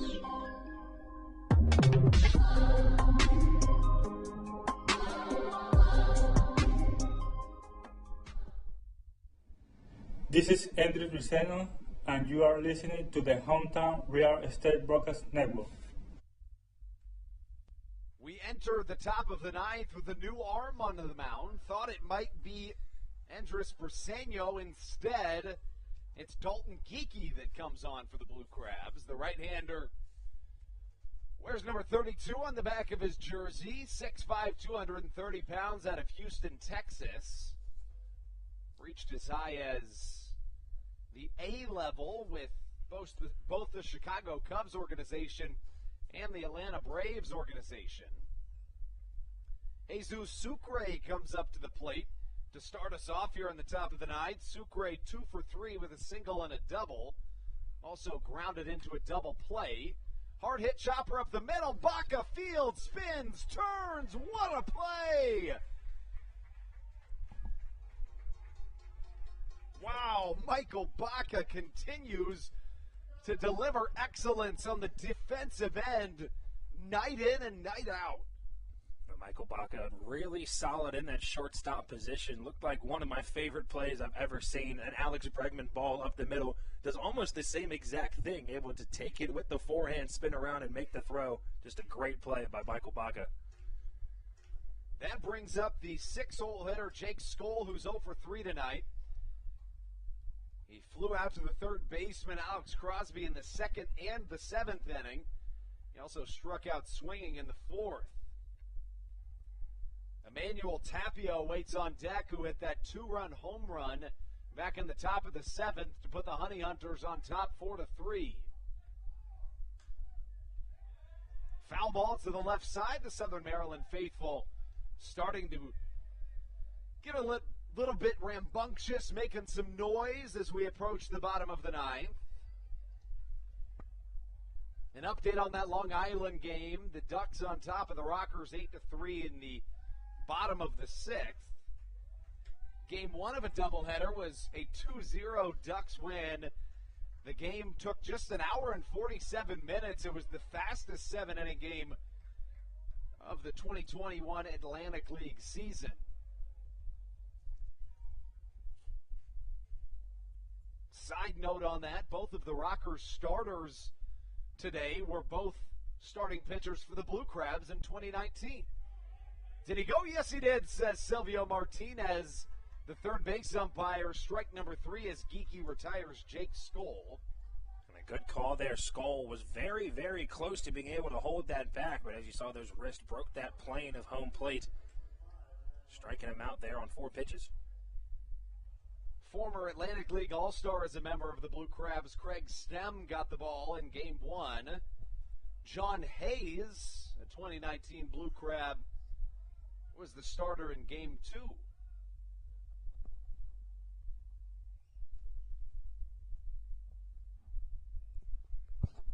Geeky now facing off against Emmanuel Tapia, who with one swing of the bat altered the momentum of this game mightily. A 2-run home run again back in the top of the seventh. Put the Honey Hunters on top 4-3, and there hasn't been any scoring since. Clearly the slowest moving game here this evening in the Atlantic League is that of the West Virginia Power and the York Revolution. The score 6-5, Power on top. They're in the top of the third. Now, they very well could have had a rain delay. We'll get you the info on that as soon as we can. And yes, they did. It was inclement weather.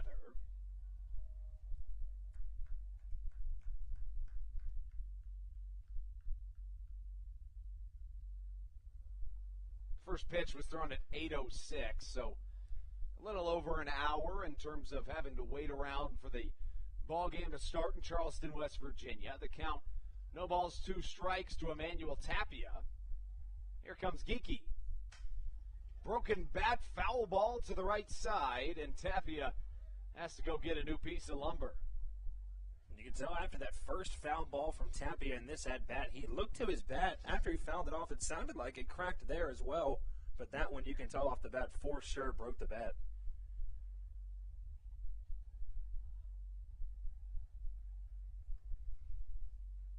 Geeky will go have a conversation with Joe DeLuca as they try to fill some idle time as Tapia grabs a new piece of lumber. Here comes number 25 back to his left-handed batter's box. He's 1 for 3 today. Recorded the third out on a fielder's choice back in the second. Flew out to the right fielder, Miles Williams, in the fifth. Geeky emphatically steps back on the rubber. The 1-2, a curveball that gets away from the catcher, Joe DeLuca. Doesn't matter all too much, however, for two reasons. One being nobody's on base, and the other being that the year is not 2019, because, of course, in 2019 you could steal first base on a pass ball like that. Now, Andrew, I think the first person ever in Major League Baseball stole first base, I think he played for the Blue Crabs. Am I correct? Partially correct, yes, in professional baseball, yes, not Major League Baseball. Excuse me, misspoke.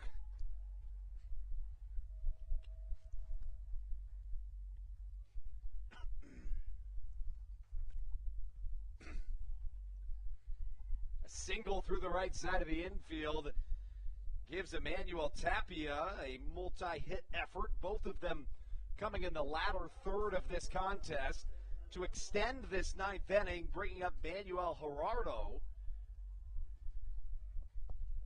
who is 0 for 3 today, flew out twice and also grounded out to the third baseman, Alex Crosby.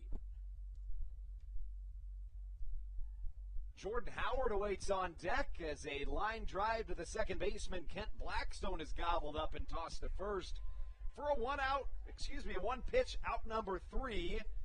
When we return, it is go time here in Southern Maryland. 6, 7, 8, 2 up for the Blue Crabs. Alex Crosby, Joe DeLuca, and Miles Williams right here on the Hometown Real Estate Broadcast Network.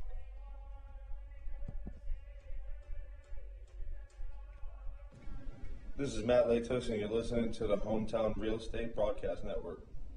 Weiss Markets is a proud sponsor of the Southern Maryland Blue Crabs and has been since their inaugural season in 2008.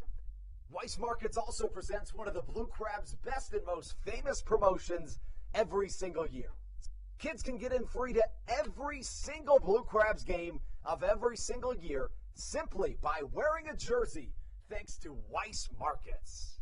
Weiss Markets can help you with all of your game day needs for a great price. Stop in at your local Weiss today. Eat better, spend less. That's wise. Weiss Markets is a proud sponsor of the Southern Maryland Blue Crabs. When you need a win on the road, don't get left stranded. Make AAA part of your roster, and you'll always have someone on deck ready to get you home.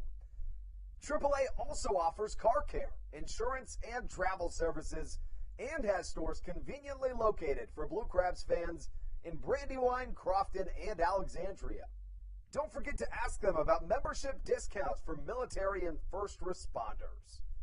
Please visit AAA.com to learn more or to find a AAA location near you.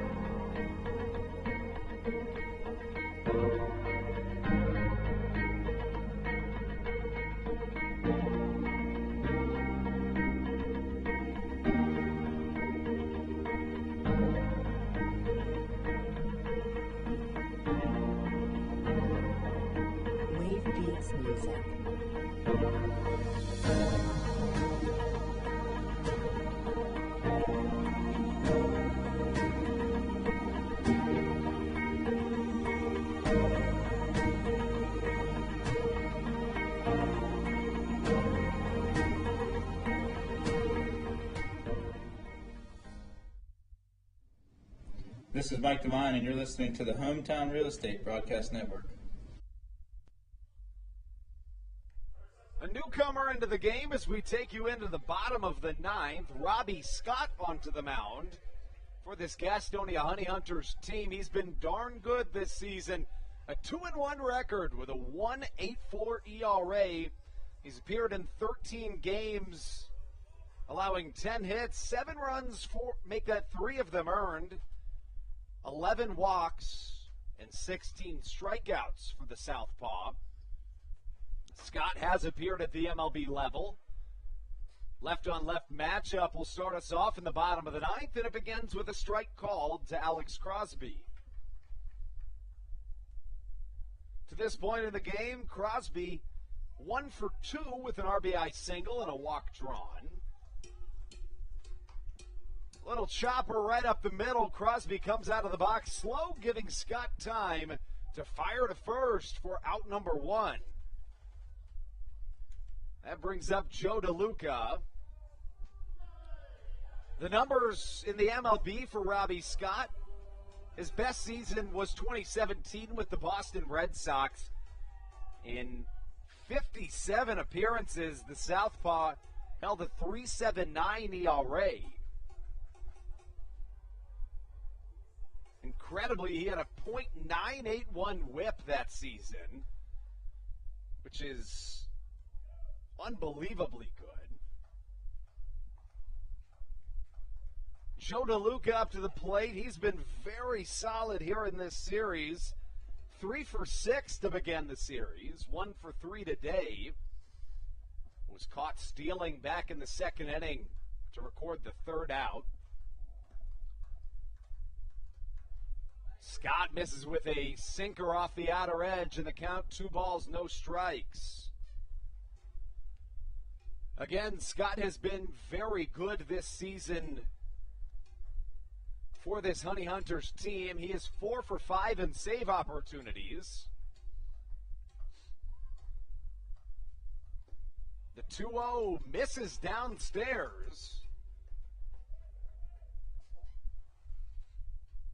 And if Joe DeLuca is able to draw a walk here or reach base in any facet, he represents the tying run here in the bottom of the ninth. Scott set at the belt, a fastball right down Main Street to give us a hitter's count at 3 balls and 1 strike. Waiting on deck is Miles Williams, who is also 3 for 6 in this series. He's 2 for 3 today with a homer.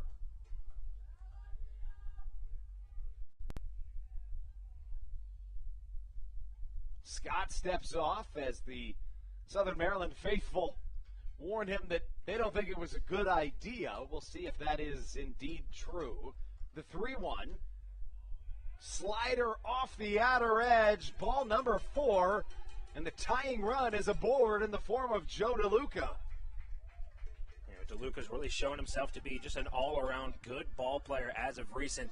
You can see he can get it done while hitting with a double and a home run last night. We've seen him lay down a couple bunts. He also loves to get on with a walk as just an all-around nice utility player. And that brings up Miles Williams. As for Scott, the one knock against him would be the walk numbers. Entering play in 15 innings pitched, he's allowed 10 hits, but he's walked 11 batters. Miles Williams homered for the Blue Crabs back in the 5th. First pitch he sees is a cutter that catches the inside corner for strike number 1 call. And I think that's a great spot for that cutter. You know, you're just going to see it break just a little bit when it reaches that zone. Just hit on the inner half of the strike zone for strike 1. DeLuca with a conservative lead at first. A sliding curveball slices through the zone as Miles Williams falls behind in the count. No balls, 2 strikes. Waiting on deck, Jake Lucci. Williams had a go-ahead home run in the 5th. Scott's 0-2, just a touch inside as Williams holds back against his former teammate. And what a way it would be to capitalize against the team that traded you a couple days ago to Southern Maryland to come up clutch in a situation here. The 1-2 fastball swung on and missed off the outer edge, and Southern Maryland down to their final out they'll bring out a pinch hitter here in this bottom of the ninth. It comes in the form of Jake Marshall.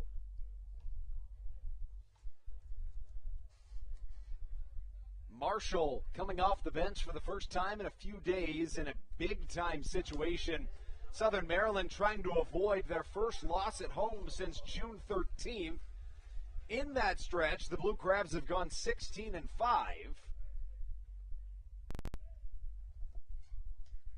I think it's a solid decision here to put Marshall in the game. You're down by 1 run with just 2 outs. Lucci so far able to hold down that left field spot while they're missing a couple outfield players, but at the plate, Marshall is the better batter, so you want the best people you got up there at the plate. Yeah, Lucci about a 190 hitter, Marshall a 244 hitter, 7 RBIs on the season. Marshall a catcher by trade, came out of the gates scorching hot this year, but all good things must come to an end.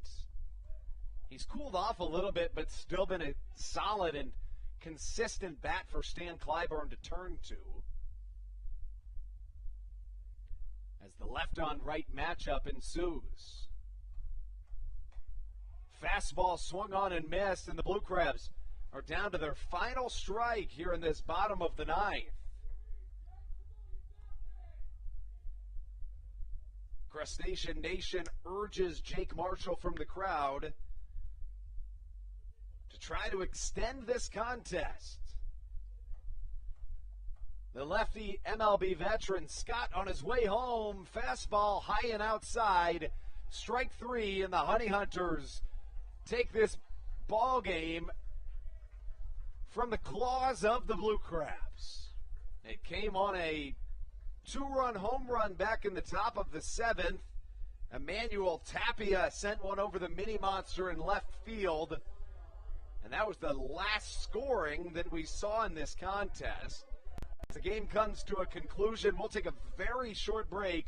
And when we return, it's time for the post-game show right here on the Hometown Real Estate Broadcast Network.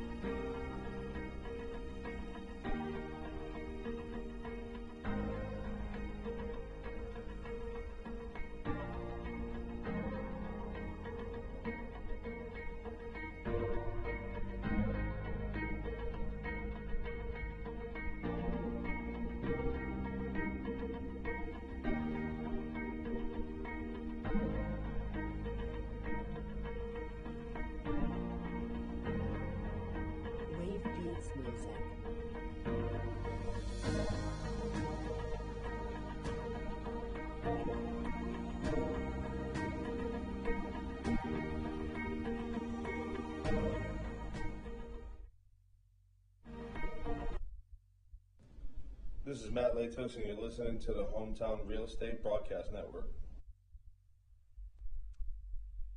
Welcome into the Hometown Real Estate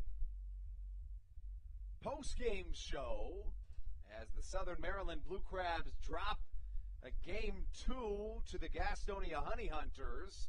Southern Maryland won Game 1 by a score of 7-3, but drops the second of a 3-game series by a score of 4-3.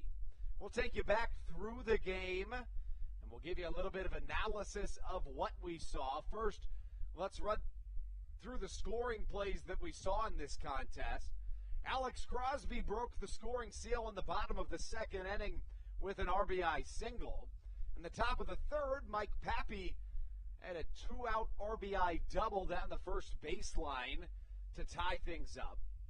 Miles Williams came up in the bottom of the fifth, and the former Honey Hunter hit a solo shot to put the Blue Crabs back on top before Mike Osinski immediately tied things back up in a back-and-forth affair on a sacrifice fly. Josh McAdams put the Blue Crabs back in the lead in the bottom of the sixth with an RBI single before the top of the seventh brought the final runs of this contest. Emmanuel Tapia hit a 2-run home run for the Gastonia Honey Hunters. And Steve, why don't we run through the pitching lines that we saw in this contest? You know, we saw throughout this game, Andrew, two pitchers that we've seen a lot. Austin Glorious, as you know, got traded for Miles Williams.